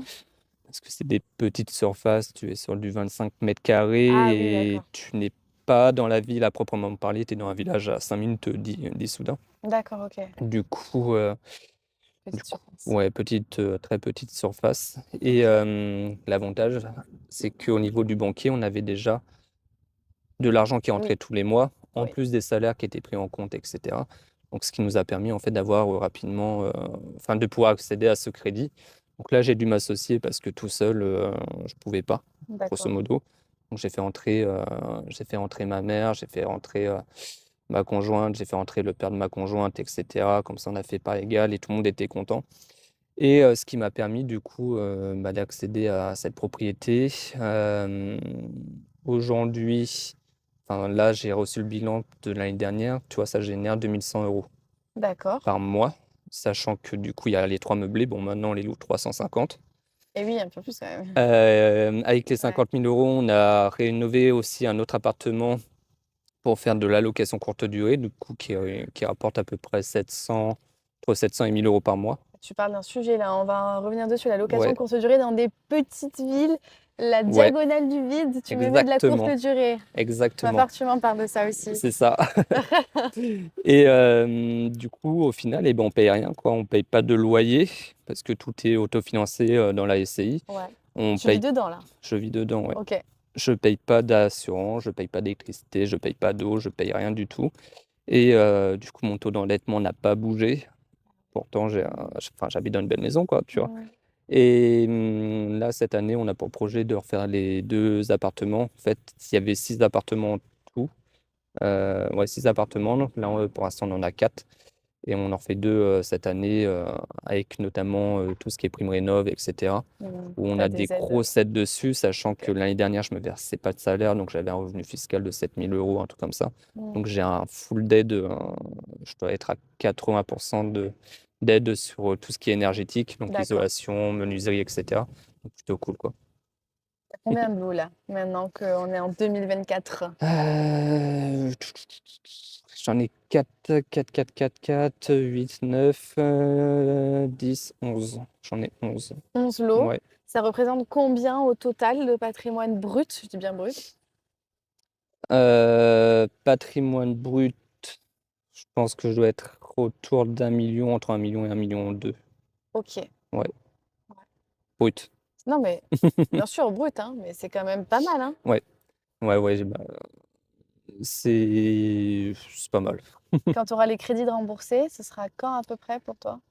Là, je crois que le plus loin crédit est en 2040. Là, en gros, si tu prends le patrimoine brut moins les échéances bancaires, je dois être à 760 000 € patrimoine net. OK. Ouais, Donc quoi qu'il arrive, les 1 million de patrimoine brut, tu vas les toucher d'ici 2040 au plus tard des tard, ouais, quoi. c'est ça. Au plus tard des tard. Mmh, Parce que c'est ça aussi le truc, c'est que quand on commence jeune, mmh, en fait, on capitalise vachement tôt, ouais, ce qui fait que bah, à la fin de tes crédits, tu as 40 ans, si tu t'es lancé vers la vingtaine, et tu te dis, bon, bah, quoi qu'il arrive, même si je fais de la merde, c'est ça, à 40 ans, le patrimoine brut devient mon patrimoine net. exactement. Tes loyers, tu les touches, en Mmh, plus, sans crédit derrière. mmh. Donc, des fois, j'ai tendance à dire que bah il faut se lancer, Commencer tôt. même si c'est pas le projet parfait, super rentable, Mmh. on s'en fout parce que tu vas Ah ouais, capitaliser. complètement, ouais. Et ça, c'est un shift que j'ai fait cette année. Mmh, Parce qu'avant, j'étais au tout début, mon premier bien, j'étais vraiment dans le truc de il faut que ce soit super rentable. Je visais vraiment la renta, la renta, ouais. la renta, la renta, ce qui est ok, d'accord. Mais finalement, une fois que je me suis lancée, j'ai fait le deuxième. Le deuxième, j'étais moins là-dedans, j'étais plus dans la Mmh, capitalisation. Puis finalement, j'ai eu la même renta en mettant moins la ouais, pression. Donc voilà. Et maintenant, je me dis, ben, je rentre dans une phase où j'ai plus envie d'enchaîner, même si c'est des projets qui, sur mmh, le papier, sont moins sexy. Mais par contre, je sais que, bah, personnellement, j'ai 23 ans. Au pire des cas, 43 ans, je les c'est ai. ça. Et puis, c'est réglé, c'est la À retraite, Bali, c'est tranquille. tranquille. Franchement, je me dis, pourquoi se faire chier alors Ouais, que complètement. tu peux aussi rendre plus accessible. Il y a des personnes qui sont faites pour aller chercher plus loin, Mmh, qui vont avoir plus de temps, plus de goût de risque aussi ouais, peut-être. Il y a des profils, OK, un petit peu plus, entrepreneurs et plus risqués. mmh, Mais pour des profils qui déjà découvrent l'investissement, qui se disent: «Bah, j'ai bien envie de le faire, mais en même temps, ça paraît difficile, il faut faire ci, il faut faire ça, il faut mmh, faire ça». En fait, retirer une part de pression, déjà si vous achetez rien qu'un bien, vous serez plus riche dans 20 ans si vous l'avez c'est pas ça. fait. Retirer un peu cette pression, ce truc de: Mmh. «Ah, il faut faire parfait». Parce que sinon tu passes pas à l'action, tu es Ouais, et puis c'est jamais de immobilisé, toute tu façon, fais c'est jamais rien, quoi. parfait, donc Ouais, tu toujours, enfin, la perfection n'existe pas déjà de base et non. tu auras toujours, un problème, un truc, enfin, faut se lancer, Bah quoi. oui, mais c'est ça. En C'est fait, ça, en soi, c'est choisis tes problèmes. exactement. Donc nous, on a choisi plutôt les problèmes, Ouais, c'est voilà, ça. d'immobilier, Mmh, d'investissement. Alors on a parlé immobilier, ouais, d'ailleurs, je t'ai laissé sur ce sujet-là, mmh, sauf qu'il y a d'autres types d'actifs. ouais. Est-ce que tu peux me parler, si tu as d'autres actifs, de ça, en fait, de ce que tu as? Ouais, j'ai un peu pas mal de choses, j'ai de la bourse, j'ai un peu de bourse sur PEA, donc moi je me fais pas chier, j'ai pas envie de m'amuser à faire, du stock picking, donc je suis sur 2 ETF, j'ai un ETF SP500 et un ETF, Inde, OK. parce que j'avais pas envie de prendre un ETF, pays émergent, enfin en termes de retombées, je trouve pas ça fou. Et Mmh. après j'ai quelques actions, Air Liquide, la base, Total Énergie, et j'ai du LVMH. D'accord. Donc ça, c'est pour la partie bourse. Après, j'ai un peu de crypto, pareil, j'en mets pas énormément. J'ai du BTC, j'ai du Bitcoin? BNB, ouais, c'est ça. OK. BNB, j'ai BNB, du c'est Solana aussi. BNB, c'est la crypto de Binance, OK, d'accord. donc qui Binance, performe, c'est la plateforme ouais, c'est de ça, de l'exchange, Bitcoin. Ouais. qui, qui performe assez, donc ça va. Et après, j'ai des choses un peu plus exotiques, notamment des chaînes truffiées que j'ai fait acquisition 2021, je crois. Je crois que tu en as parlé sur Instagram. Je me suis dit, OK, Ouais, qu'est-ce que ouais, c'est? ouais. Ouais, ouais. Et là, j'ai appelé le gars qui a lancé ça. En gros, en fait, pour 120 € de mémoire, tu adoptais un chêne truffier. Donc, c'est lui qui le plante sur sa parcelle. Il s'en occupe. Donc, c'est de la gestion complètement passive pour moi. Ouais, tu gères pas le chêne, quoi. C'est ça, exactement. Je gère rien du tout. Donc, ça, c'est cool parce que niveau agriculture, je suis une quiche, quoi. Je suis pas main verte. Et du coup, c'est des rendements intéressants. Tu vois, là, ça fait 2 ans que ça a été planté. Et aujourd'hui, ça a pris 50% de valeur. Donc, en termes de rendement, c'est pas dégueulasse. Comment tu le valorises, un chêne truffier? Alors, en fait, le chêne truffier, il est valorisé en fonction de son âge. Ah ouais? Un chêne truffier va faire des truffes sur un horizon de 8 ans à peu près. OK. 8, voilà, entre 7 et 9 ans, grosso modo. Et plus il se rapproche de l'âge où il va faire des truffes, plus la valeur de l'arbre est importante. Bah oui, forcément. Donc chaque année, ça prend de l'âge. Donc chaque année, la valeur évolue. Et une fois qu'il atteint la maturité de faire des truffes, donc Ah là, voilà, ça coûte jackpot. ça putain, Et en plus de ça, comme on est sur un modèle un peu double, c'est que tu as la valeur de l'arbre, et mais à des partir de truffes? 8 ans, tu as les truffes aussi. Et donc là, grosso modo, l'exploitant en fait prend 25% de la récolte des truffes, mais les 75% restants, du coup, ils t'appartiennent. Parce que t'as tout payé, toi. Ouais, c'est ça. OK, ouais. Mais les 75% restants t'appartiennent, et là, du coup, lui peut les revendre, peut les transformer en huile de truffe, des trucs comme ça. Ouais, d'accord, OK. Donc du coup, tu as une double rentabilité là-dessus. Ça, Donc c'est exotique, hein. Tu l'as trouvé comment, complètement. ce truc? Tu te dis: «Je cherche quelque Ouais, chose d'exotique» non, ou il même est pas. venu à C'était à toi? côté de chez moi. J'avais lu un article dans la Nouvelle République. Je l'ai contacté et je suis allé le voir et voilà. OK, aussi simple que ça. Aussi simple. Donc au final, tu as plusieurs catégories Ouais. d'actifs. Pourquoi aller te diriger sur de la bourse, de la crypto, de l'exotique? Pourquoi en fait diversifier comme ça les actifs que tu as? En fait, il y a deux stratégies. Il y a ceux qui ne diversifient pas énormément et limite les risques à 2-3 actifs. Et il y en a comme moi qui diversifient un maximum. Et en fait, ça dépend. Il n'y a pas de meilleure stratégie, je pense. Après, moi, j'aime bien découvrir de nouvelles choses. C'est un peu mon tempérament, on va dire. Donc, j'aime bien mettre un peu partout. Tu vois, Ouais. j'ai aussi du crowdfunding immobilier sur la première brique. OK. Enfin, j'ai pas mal de choses. J'ai de l'or aussi. J'ai des pièces de monnaie en or. Enfin, j'ai vraiment pas mal de choses et je sais pas, c'est un kiff, quoi. Ouais, au finalement, ça te plaît de Ouais, c'est découvrir ce ça. monde-là. Ouais, c'est intéressant. Enfin, en soi, il y a les passionnés, hein, qui vont se dire, Ouais, «Ça m'intéresse, passionné je touche à d'investissement. tout». Et après, il y a les gens plus classiques Mmh. aussi qui se disent: «Bah, voilà, il Ouais, faut placer, complètement. je place et puis je reste sur Mmh. du classique». Maintenant, la bourse, tu m'as dit: «J'ai pas envie de me faire chier avec du Ouais. stock picking». Donc du stock picking, c'est choisir des actions Mmh. pour après les revendre et puis voilà, hein, c'est C'est la ça. rentabilité. Tu t'es dirigé vers des ETF qui Mmh. sont des paniers d'actions qui sont déjà faits. Tout à Donc fait. c'est S&P 500 et tu m'as dit Earned? Et ouais, c'est je sais plus qui c'est qui fait. Je crois que c'est Amundi, je crois. OK, C'est vraiment les meilleures valeurs, enfin les meilleures actions d'Inde, qui avaient OK. un bon rendement sur les 5 ans. Là, j'en ai acheté en février parce que je cherchais quelque chose de différent enfin, du MSCI, Word. non, Ah pays pardon, émergents. Ouais, il est très connu lui, ça mais m'apprendra à te couper. pareil, j'aime pas trop le World, je préfère le SP 500, mais ouais, je suis parti sur de l'Inde du coup, qui pour moi, la Chine c'est compliqué, parce que tu as une conjoncture compliquée. L'Inde est plus à même de développer dans les prochaines années que la Chine. D'accord. Mm. Est-ce que la bourse, tu le vois comme un investissement de bon père de famille en prenant des ETF, etc. Ou quelle est ta vision Bah, la de ta vision déjà, c'est bourse? la fiscalité, hein, parce qu'un Ouais. PEA c'est 17, je sais plus, 17,5 ou 17,8, un truc comme ça. Que quand tu Euh, sors l'argent, parce que si tu le sors pas, sur ta plus-value et ouais, si tu sors l'argent, évidemment. voilà. Donc le PEA, c'est Et vraiment très bien. ouais, et puis c'est ça. Puis après, c'est vraiment une vision long terme. Enfin, il y a des petits calculateurs d'intérêt composé, notamment sur Finari, où tu regardes, tu mets 40 euros sur un SP500 sur 20 ans. T'as quasiment 400 euros après, quoi. Donc Mm. Faut laisser travailler, quoi. C'est un peu ma vision, c'est du long terme, faut laisser travailler et puis ça Ouais, va faire des petits tout seul, quoi. c'est ça. Ah oui, l'intérêt composé, c'est quand même un Ouais, principe de base, hein, c'est mais ça. qui fait des merveilles. Mmh. Alors là, il n'y a pas à chier. Aujourd'hui, si on fait une rétrospective, un peu une Ouais. photo de ton patrimoine, mais Mmh. mélangé, hein, vraiment tout type d'actifs, tu te situes à peu près sur quelle tranche, où t'en es en fait au niveau de ce patrimoine? Là, j'ai gros d'immobilier quand même. Ouais, Je crois que ça doit représenter plus de 80, ouais, entre 80 et 90 de mon patrimoine. ok,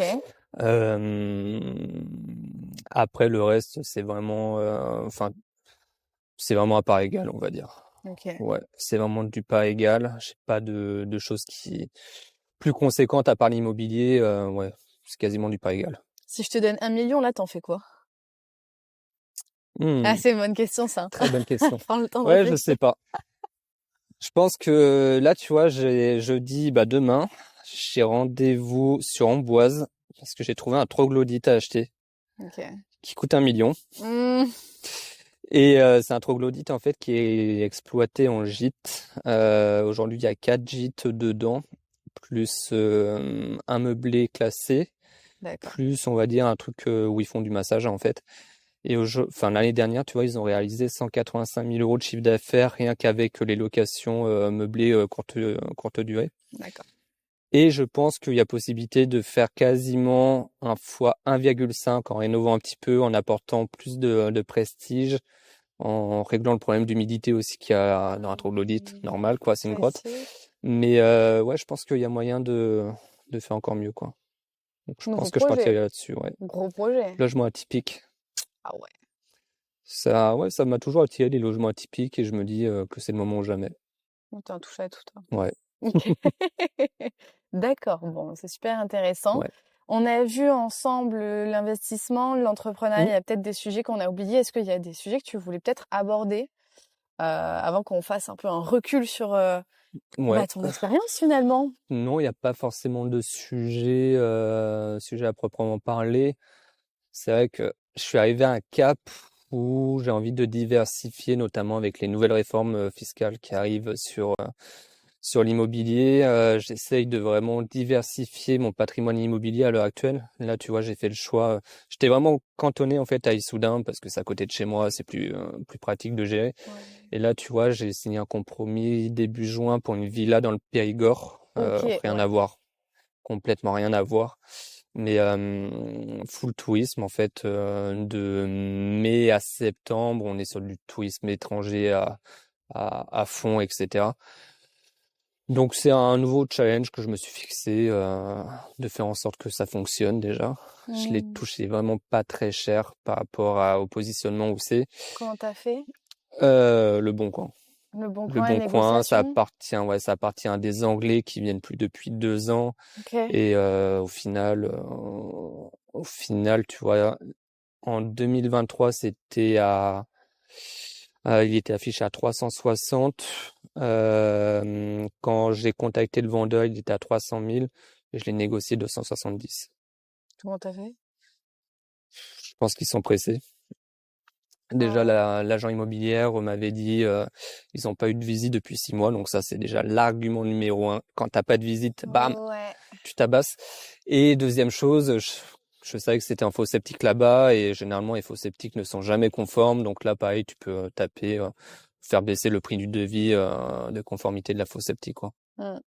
Après, il faut aussi que tu règles le problème de la fosse septique. Ouais, après, alors en gros, elle fonctionne, c'est juste qu'elle n'est pas conforme. Donc Ok. après, en location courte durée, ça peut tenir 2, 3, 4 ans. Avant que tu Oui, la... après, de toute façon, tu pètes la fosse septique, tu mets une microstation. Les fosses septiques, c'est un Ouais. peu l'enfer à gérer. Donc après, tu pètes tout, tu mets une microstation. D'accord. Et là, c'est conforme? Ouais, Ok. ouais, tu repars sur du neuf après. Ouais, oui, oui, bah forcément. Donc, il faut quand même que dans ton projet, tu comptes Ouais, c'est ça, ouais. ce Mm. budget de Ouais. microstation. D'accord. Et elle sera qu'en court durée, ta villa? Pour l'instant, ouais, je pense que en courte durée. En fait, on veut vraiment faire un produit haut de gamme. Hmm. Donc, on va rajouter un jacuzzi, il y aura un hammam, terrain de basket, terrain de pétanque. On a déjà la piscine de 50 mètres carrés, Hmm. billard, baby-foot, un truc vraiment qui puisse tourner. qui puisse tourner aussi en enterrement de vie de jeune fille et de jeune homme. Tu Ok, vois, malin. ça peut être cool. Ça, c'est côté événementiel. Ouais, c'est ça, complètement. Et puis ça permet de le louer après la partie touristique, en fait, où ça va être plus calme, où tu vas être sur des prix de nuitée qui sont quasiment divisés par 2. Ouais, Donc c'est cool, quoi. d'accord. Faut vraiment apporter quelque chose de nouveau.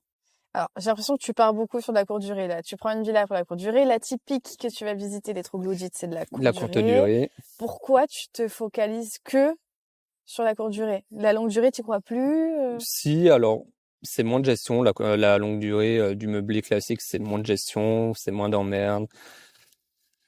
Mais la courte durée, d'un autre côté, ça apporte plus, quoi. Sachant que moi, j'exploite ma courte durée uniquement en SCI à l'heure actuelle. D'accord. Du coup, ça me permet de capitaliser là-dessus, de faire rentrer du cash de manière à réinvestir toujours dans la continuité.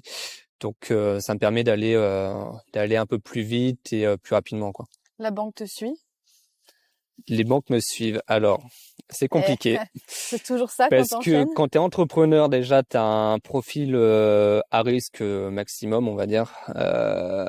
Donc, ça va que ma société d'événementiel tourne bien, que j'ai des bons bilans, mais c'est tout. Enfin, ça reste compliqué pour une entreprise de suivre un profil entrepreneur, quoi. Sauf si tu t'appelles Bernard Arnault, mais c'est pas mon cas encore. D'accord. Comment tu fais alors? Comment tu fais? Faut vraiment lier des relations de confiance. C'est pas la banque qui va faire qu'elle ne te suit pas, c'est vraiment le conseiller bancaire, en fait. Donc, il faut trouver les bons interlocuteurs, créer vraiment un climat de confiance entre eux. Je suis pas trop partisan des courtiers. Pour moi, il y a pas forcément d'intérêt. Si t'es dans une banque depuis 10, 15 ans, que tu as des bonnes relations, que ton banquier ne part pas tous les 3 matins et tout, Ouais. parce que ça arrive souvent. Mhm. Et ouais, c'est vraiment, en fait, il faut que ça soit vraiment une relation gagnant-gagnant, tu vois. Moi, derrière le projet de Sarlat, derrière, j'apporte des contreparties non négligeables. Je peux apporter mon compte perso. Je prends la PNO, donc qui est l'assurance de propriétaire non occupant, excuse-moi.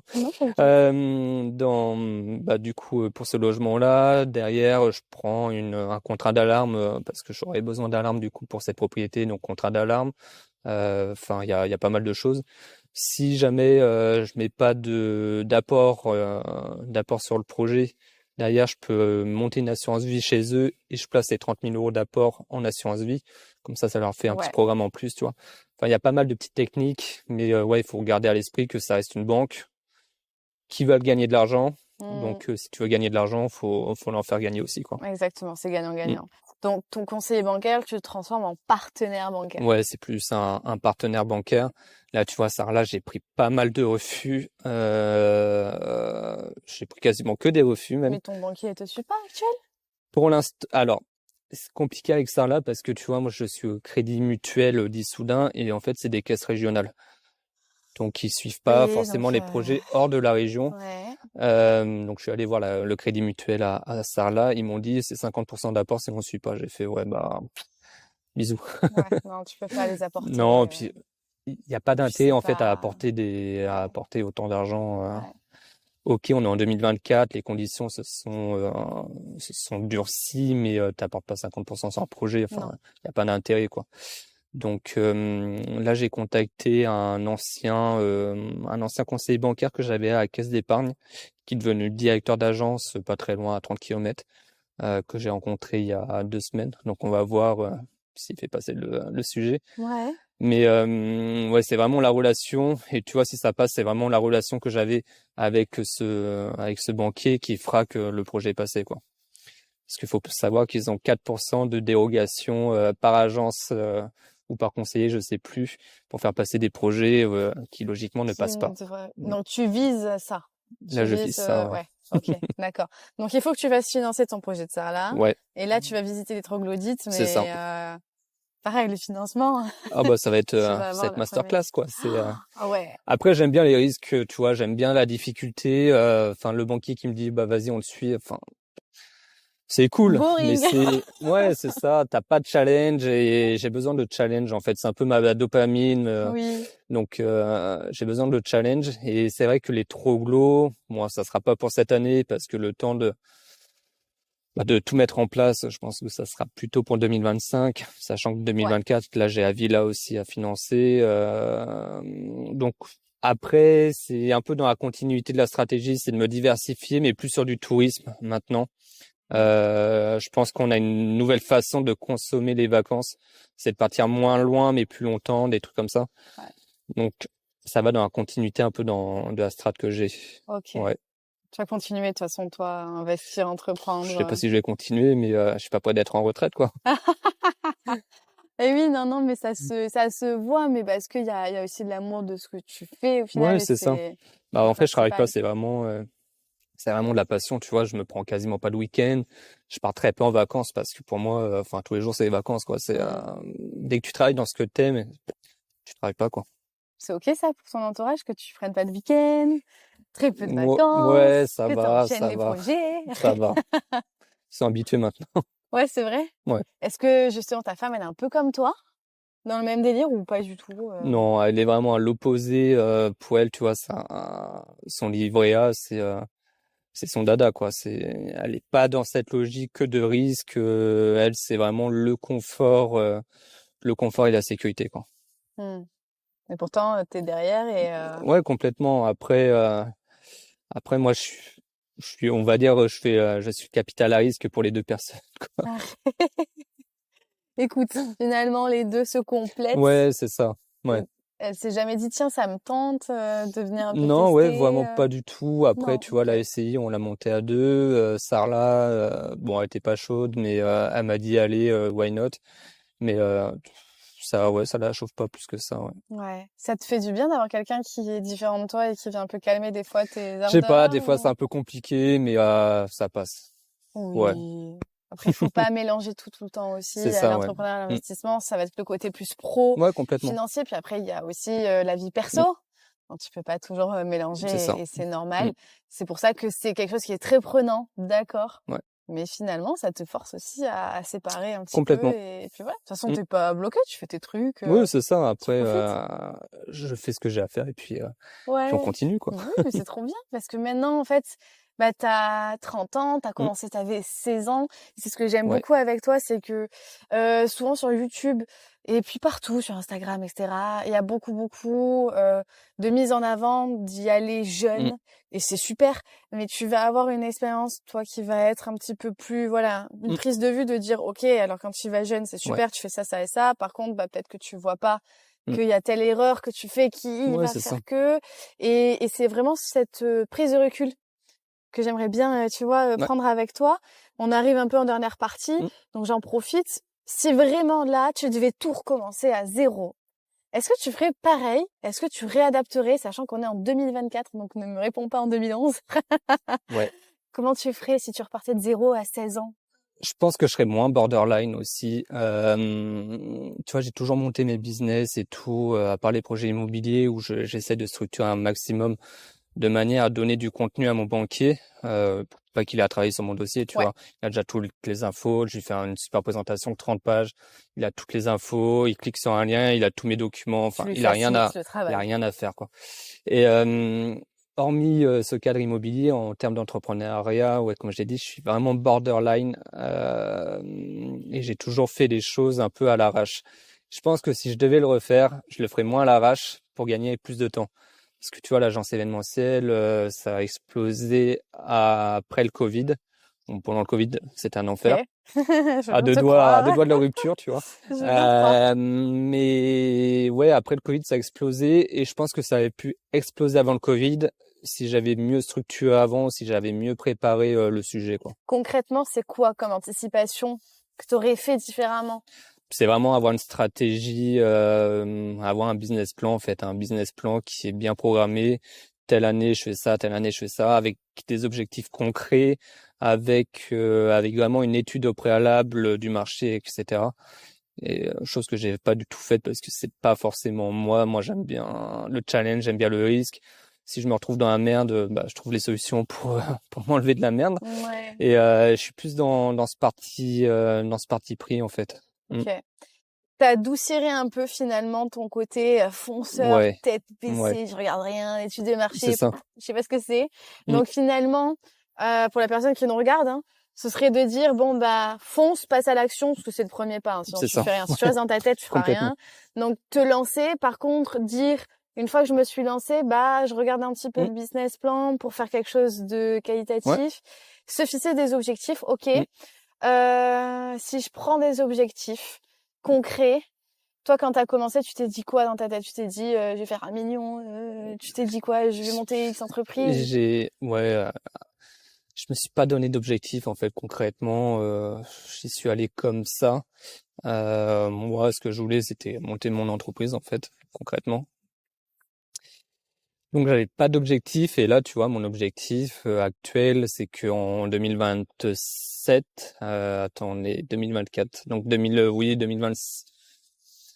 Allez, en étant ambitieux, 2026, je touche le million avec l'agence événementielle, quoi. Ok, de chiffre d'affaires. Ouais, D'accord. c'est ça. Ça, c'est des objectifs que tu t'es mis maintenant. Quand t'as commencé, t'en avais pas. Ouais, en fait, chaque début d'année, je me fixe un nouvel objectif. Là, tu vois, l'année dernière, on a fait 310 000 euros de chiffre d'affaires.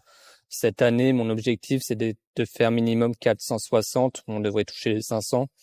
Et donc, 2026, le million, je pense, pour moi, Ouais, c'est exponentiel, quoi. Ça fait ouais, c'est jouable. to the moon. C'est ça. Ok. Exactement. Bon. Donc, se fixer des objectifs et après les découper en étapes, finalement, Ouais, c'est ça. pour pouvoir les atteindre. Mm. Après, au début, moi, j'étais très comme ça aussi, à anticiper. Mm. Je suis pas fonceuse, moi. Ouais. J'anticipe beaucoup. Donc, c'est bien d'avoir 2 profils très différents. Mm. Tu vas avoir toi qui est, voilà, je fonce tête baissée, C'est j'y ça. vais, je vais dans la merde et après je trouve des solutions. Et moi qui vais plus dire, ok, il faut réfléchir, Mm. faire les choses bien, faire un business plan, boum. Mais du coup, je vais retarder la prise d'action. Ouais, Il faut un mix des deux. Faut complètement. se lancer et en même temps avoir un plan en tête, des objectifs et Ouais, savoir c'est comment ça. les atteindre, Mm. mesurer un petit peu où t'en es pour dire, bon, là, je suis bien, là, je suis Ouais. pas bien. Et puis, bah, après, il y a des choses que tu peux pas prévoir. Et le fait d'être Complètement. débrouillard, Le Covid, ouais, là, c'est, par là, c'est exemple. chaud. Mais t'as survécu, ton entreprise a survécu au Ouais, Covid. j'ai très peiné. J'ai très peiné. J'ai très peiné. Enfin, très peiné. Tu vas y arriver. Ouais. Tu C'était parles tellement depuis très que 1h20. et ouais, j'ai très peiné et les banquiers en plus avaient fermé toutes les valves, donc c'était très compliqué, mais Ouais. j'ai réussi. T'as eu des aides d'État? Ouais, j'ai eu 2 petits PGE. Après, comme j'étais sur des petits chiffres, bah comme je t'ai dit, ça a explosé après le Covid. Ouais. Qu'avant le Covid, j'étais sur des petits chiffres d'affaires. Donc j'ai eu, je crois que j'ai eu 2 PGE de 15 000, mais c'était pas ouf, quoi. Pas suffisant. J'ai eu 2 PGE plus les aides qu'ils donnaient chaque mois, mais Ouais. ça couvrait à peine les charges. Ok. Et t'as fait comment alors? Je me suis démerdé. Ouais. Non, après, en fait, ce qui m'a sauvé, c'est que pour les périodes de Noël, on n'était pas en confinement. Ah ouais. Et du coup, j'ai réussi quand même à choper quelques prestations de Noël. Comme on fait pas mal de prestations, nous, en extérieur. Donc, on avait forcément les masques sur les périodes. C'est un peu dégueulasse, mais au moins, ça m'a permis d'avoir une petite activité en fin d'année et puis de tenir, quoi. Ouais, bah oui. Mm. Ouais, bien sûr. C'est ça. Ok. Bon, alors du coup, on a vu un petit peu si tu recommençais à zéro, Ouais. tu mettrais des objectifs en place. Est-ce qu'il y a autre chose que tu ferais? Savoir bien s'entourer aussi, très important. Choisissez bien votre Ouais. comptable. Non, ouais, Ça c'est m'étonne. très important de s'entourer quand on commence, que ce soit avec un avocat, que ce soit avec un comptable, que ce soit avec des organismes publics, comme on en parlait Ouais. tout à l'heure, Rotaract? Indre Initiative. Tu vois, enfin, t'as la BPI aussi, qui est peut-être plus Ok. connue, la banque d'investissement public du coup. Mais ouais, plutôt s'orienter vers des acteurs comme ça, même les chambres des commerces et d'industrie qui peuvent carrément vous aider avec des formations gratos, des choses comme ça. Mais ouais, c'est vraiment de savoir s'entourer et ne pas prendre le moins cher, mais prendre le plus qualitatif.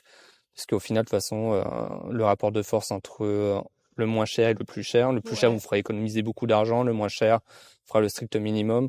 Et vaut mieux le plus cher. Vaut mieux un bon rapport qualité-prix. Vaut mieux plus cher. Ouais, bon voilà, vous avez votre réponse. Prenez des experts. Vaut mieux plus cher. Bah oui, bah c'est ça. Mm. Alors en soi, bon toi tu te formes pas, par contre tu t'en tombes des meilleurs quoi. J'essaye.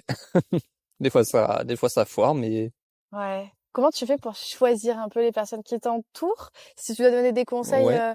simple, hein, mais voilà, je suis jeune, j'ai envie de me Mmh. lancer. Comment je fais pour bien m'entourer finalement et C'est savoir vrai. que je me fais pas avoir aussi? Ouais, c'est vraiment de bouche à oreille en fait. Et aujourd'hui, il y a un outil qui est formidable, c'est Google, grosso modo, Ouais. avec les petits avis sous les fiches des entreprises. Et ça aide à prendre des décisions. Et après, ouais, tu as le bouche à oreille. Si tu as des copains entrepreneurs, tu as forcément des retours d'expérience de leur cabinet comptable, de leur avocat, des choses comme ça. Demander les contacts qui Ouais, te c'est ça, exactement. Demander les contacts et c'est comme ça qu'on arrive à trouver les bonnes personnes et de Mmh. s'entourer des meilleurs, quoi. Ouais, OK. Mais très important. Le plus tôt possible finalement de bien s'entourer? Ouais, bah dès le début, hein. Dès le Ouais. début. C'est c'est toujours un peu problématique de quitter en cours de route, mais plus tu le fais tôt, mieux ce sera, quoi. Ouais, tu m'étonnes. OK. Donc s'entourer, avoir un minimum Mmh, de plans quand même, si tu es fonceur, c'est super, mais avoir un minimum de ouais. plans. Est-ce qu'il y aurait autre chose que tu rajouterais? Bah se bouger les fesses, quoi, ça y aller. Ah bah ouais, Parce que c'est le conseil numéro un, c'est que une chaise, c'est bien quand tu es assis confortablement, mais c'est pas la chaise qui va te ramener l'argent, quoi. non. Faut se lancer, faut se mettre un coup de pied au cul et puis y aller, quoi. Faut foncer. Mmh. Et le plus jeune possible. Bah oui, parce que la question que j'allais te poser, mais on a fait que y répondre pendant 1h25, c'est est-ce que l'âge c'est un atout ou un inconvénient? Ouais, complètement. C'est vraiment un atout. C'est un atout. Tu peux te casser la gueule, tu redémarres, tu t'en Bah fous, t'es chez oui, ta mère, tu payes rien. T'investis dès le plus jeune âge, pareil, t'investis à 18 ans. Enfin, à 40 ans, tu seras déjà millionnaire. Si t'avais investi, je sais pas, 100 balles sur le S&P 500, t'es quasiment millionnaire à tes 40 ans. Donc, c'est vraiment le conseil numéro un. Plus t'es jeune, moins t'as de risques, quoi. exactement. Finalement, même si tu as un profil à risque comme toi, Mm. bon, quoi qu'il Ouais, arrive, il va rien t'arriver de grave, c'est ça. donc il faut y aller, Mm. quoi. Faut en profiter tant qu'on n'a pas une vie de famille avec des enfants à s'occuper, parce que c'est sûr que quelqu'un qui a des enfants à s'occuper, s'il prend le risque, il met dans la merde tout son Ouais, foyer, tu vois, il y a quand même des enfants à nourrir, des trucs comme ça. Donc c'est plus compliqué. c'est Donc ça. tant que t'as pas d'enfant, tant que t'es Mmh. jeune, faut foncer. Bah ouais, exactement. Et je regarde mes petites questions, c'est la première fois que je les ai. Ah oui, est-ce que en termes de but long terme, Mm. aujourd'hui, tu en as fixé un? En fait, pourquoi tu fais tout ça? Quel est l'objectif qui te porte? Moi, je me suis toujours dit que je serais en retraite à 40 ans, concrètement. Bon, même si, à mon avis, la retraite, j'y survivrai pas, parce que je suis d'un tempérament ultra actif où j'ai toujours besoin de faire quelque chose. Tu vois, en vacances, tu mets en vacances en téléphone sans pouvoir travailler une minute. Enfin, je suis en PLS, quoi. Je suis les quatre pattes en l'air, je suis mort, quoi. OK. Mais ouais, la dépendance financière, je l'ai un petit peu en ce moment, tu vois, avec le premier immeuble que j'ai acheté. J'ai pas besoin de beaucoup pour vivre parce que je paye rien. Ma voiture, c'est ma société. Enfin, j'ai pas de charge à proprement parler. Ouais, Donc 40 ans, ouais, c'est vraiment pouvoir profiter de la vie et sans regarder mon compte bancaire tous les 4 c'est matins, ça. quoi. Après, bon, tu as été piqué, quoi, par Ouais, l'investissement, ouais, c'est l'entrepreneuriat et ça. tout ça, donc ça reste quand même une C'est compliqué fibre. de décrocher, ouais. Ah, et après, il y a des manières de décrocher parce que au début, il faut que tu construises ta vie, donc tu es Mm, obligé d'avoir quand même le côté rentabilité financier. bien Est-ce sûr. que peut-être plus tard, tu auras des projets plus coup de cœur, moins, voilà, Ouais, bah moins tu vois, je financiers commence peut-être? un peu avec les projets coup de cœur, la villa de Sarlat, tu vois, j'ai découvert le Périgord il y a 2 ans et je suis tombé amoureux du Périgord, C'est magnifique. c'est magnifique, Ouais. j'adore. Sarlat, La Roque-Gageac, Dôme, pépite. Mmh. Et d'ailleurs, si vous cherchez une villa à louer, Il en n'hésitez profite, pas. il fait sa pub. Mais ouais, tu vois, c'est vraiment un investissement coup de cœur. Bon, après, je cherche de la rentabilité quand même dessus, mais Oui, même si ça se plante, bon, j'irai moi-même et puis je m'en fous, tu vois, ouais, c'est plus un investissement coup de cœur en vrai. OK. Alors, du coup, on a parlé finalement très Mm. concret. Quand je parlais de but à long terme, l'indépendance financière, Ouais. finalement, tu l'as déjà presque tapé. Mm.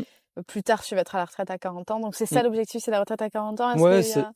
non, ouais, c'est ça. C'est vraiment être tranquille à 40 ans. Si demain j'ai envie de partir à Bali, je sais que derrière ma boîte tourne parce que j'ai mis quelqu'un à sa tête en qui j'ai confiance. Ouais, Enfin, c'est vraiment, on va dire, plus la tranquillité, la liberté de mouvement, de faire ce que je veux. Parce qu'aujourd'hui, tu vois, je suis pas solopreneur dans le web. Du coup, je peux pas partir du jour au lendemain ouais, à péter au schnock et puis laisser mes équipes se débrouiller. non. Enfin, pour l'instant, c'est compliqué et j'ai pas de quelqu'un de totalement, enfin, j'ai pas quelqu'un à projeter à la tête de la société à l'heure actuelle, tu vois. Parce Mmh. qu'il y a beaucoup de paramètres à prendre en compte, que ce soit administratif, que ce soit la comptabilité, etc. Il y a vraiment pas mal de domaines à prendre en compte, sachant que je suis d'un tempérament à gérer beaucoup. Donc, il faut trouver un profil qui arrive à gérer beaucoup et sur Ouais. tous les panneaux, quoi. Tu verras, je pense que ça viendra peut-être Ouais, après. c'est T'es sûr. pas à tes 40 ans déjà, Oui, donc c'est t'as ça, encore le il y a encore un peu temps. de temps. Et puis voilà. Maintenant, ça fait 15 ans Mm, que t'as commencé. ouais. C'est quoi ton recul sur tout ce que t'as accompli en 15 ans? Bah, qu'il reste encore 15 ans à faire encore plus, hein. Tu t'arrêtes jamais. Non, faut pas s'arrêter. Après, si, mon recul, tu vois, j'ai par exemple les sociétés d'exploitation, hormis dans le logement, je pense arrêter, Ouais. d'en créer d'autres. J'ai pas forcément envie de me faire chier plus que ça. Tu vois, j'ai une société d'événementiel qui tourne, j'ai pas envie de plus pour l'instant. C'est pour ça que je continue dans l'immobilier, notamment avec la Villa Sarlat, avec peut-être les Troglos, si j'arrive Je te le souhaite. à trouver les associés qui lâchent un peu d'argent parce qu'il va en falloir un petit peu, comme Ouais, le c'est un petit projet financement. à 1 million, il va falloir un peu de sous. Mmh. Mais moi, j'ai plus vu forcément la vibe d'entreprendre des projets d'exploitation, du moins. D'accord. Donc, enfin, pour l'instant, ça se trouve, demain, je vais trouver une putain d'idée et puis je vais y aller, quoi. Ça m'étonnerait pas de toi. C'est ça. Maintenant, quand je parlais des reculs sur tes accomplissements, c'est plus est-ce que tu es fier de ce que tu as Ouais, ok, je vois. accompli? Comment tu poses Ouais. un œil sur ces 15 ans Mm. passés d'entrepreneuriat, d'investissement? C'est un parcours qui est Ouais. quand même rare. Bah, je pense que je suis fier du parcours que j'ai accompli parce que j'ai toujours une mission, c'est de montrer que c'est pas uniquement dans les métropoles que tu peux réussir, tu vois. Et c'est un peu la citation que j'ai, c'est vraiment que c'est pas le lieu qui fait la réussite d'une personne, c'est vraiment le tempérament de la personne. Donc, je pense à un peu de fierté du parcours que j'ai pu accomplir et ouais, un peu de fierté, je pense. Ah ben tu peux Un t'imagines peu ce de que tu as fierté. fait? Mais bien sûr, c'est pour ça. Et si tu as des conseils à donner, du coup, on est sur des personnes de Mmh, 18-30 ans qui regardent, donc ouais. plutôt des jeunes finalement. Mmh. Qu'est-ce que tu pourrais leur dire pour se lancer, débloquer un peu le truc de allez, je me lance? Je pense qu'il faut être curieux, en fait. Il Mmh. faut avoir un tempérament de curieux. Quand tu pars en vacances, regarder un petit peu tout ce qui t'entoure, que ce soit les commerces, que ce soit les services proposés, etc. Donc, vraiment de la curiosité, en fait. Mmh, Soyez curieux, c'est ça. lancez-vous. Et le but, c'est bien de consommer du contenu, hein. De toute façon, j'en fais exprès pour nourrir un petit Mmh, peu, que ce soit ouais, démocratisé, hein. tout à fait. On a cette mission-là. Mais lancez-vous, au bout d'un moment, il faut juste, C'est ça. Faut juste se ouais, lancer. mettre ses premiers euros en bourse, mettre ses premiers euros en Complètement. immobilier finalement, que ce Mmh, soit sur la première brique, parce que c'est du crowdfunding, ou de se mmh, lancer aussi tout court. ouais. Et puis en entrepreneuriat, c'est pareil, s'il y a des petits projets, quand on est freelance ou entrepreneur, il n'y a Oui, pas de c'est ça. charge. Mmh, Il n'y a pas de charge. Donc faites-vous plaisir, trouvez quelque chose qui vous plaît. Et puis ouais, il faut juste se bouger, y aller, faut quoi. y aller. Voilà. Pas le choix. Un dernier petit mot peut-être. Commencer jeune. Ah oui, bah oui, mais de toute façon, ça ne peut Ouais. qu'être un atout Non, ouais, finalement. complètement. Ouais, c'est bougez-vous les fesses, commencez jeune. Mmh. Et même si vous avez 40 ans, enfin, commencez peut-être avec des choses un peu plus safe, mais Ouais, commencez. ce sera toujours mieux. C'est ça. Oui, bon, eh bien super. Si vous avez des questions, vous nous retrouvez sur Instagram, que ce soit sur le podcast, hein, Emma Siam, ou que ce soit directement chez toi, donc c'est Benjamin Gaillochon. Ouais, de mémoire, ça doit être ça. Voilà, on va les mettre en description de toute façon. Comme ça, vous pourrez poser des questions aux deux. Et puis surtout, lancez-vous. Merci beaucoup d'avoir écouté jusqu'au bout, finalement. Et puis on se dit au prochain épisode. Merci beaucoup.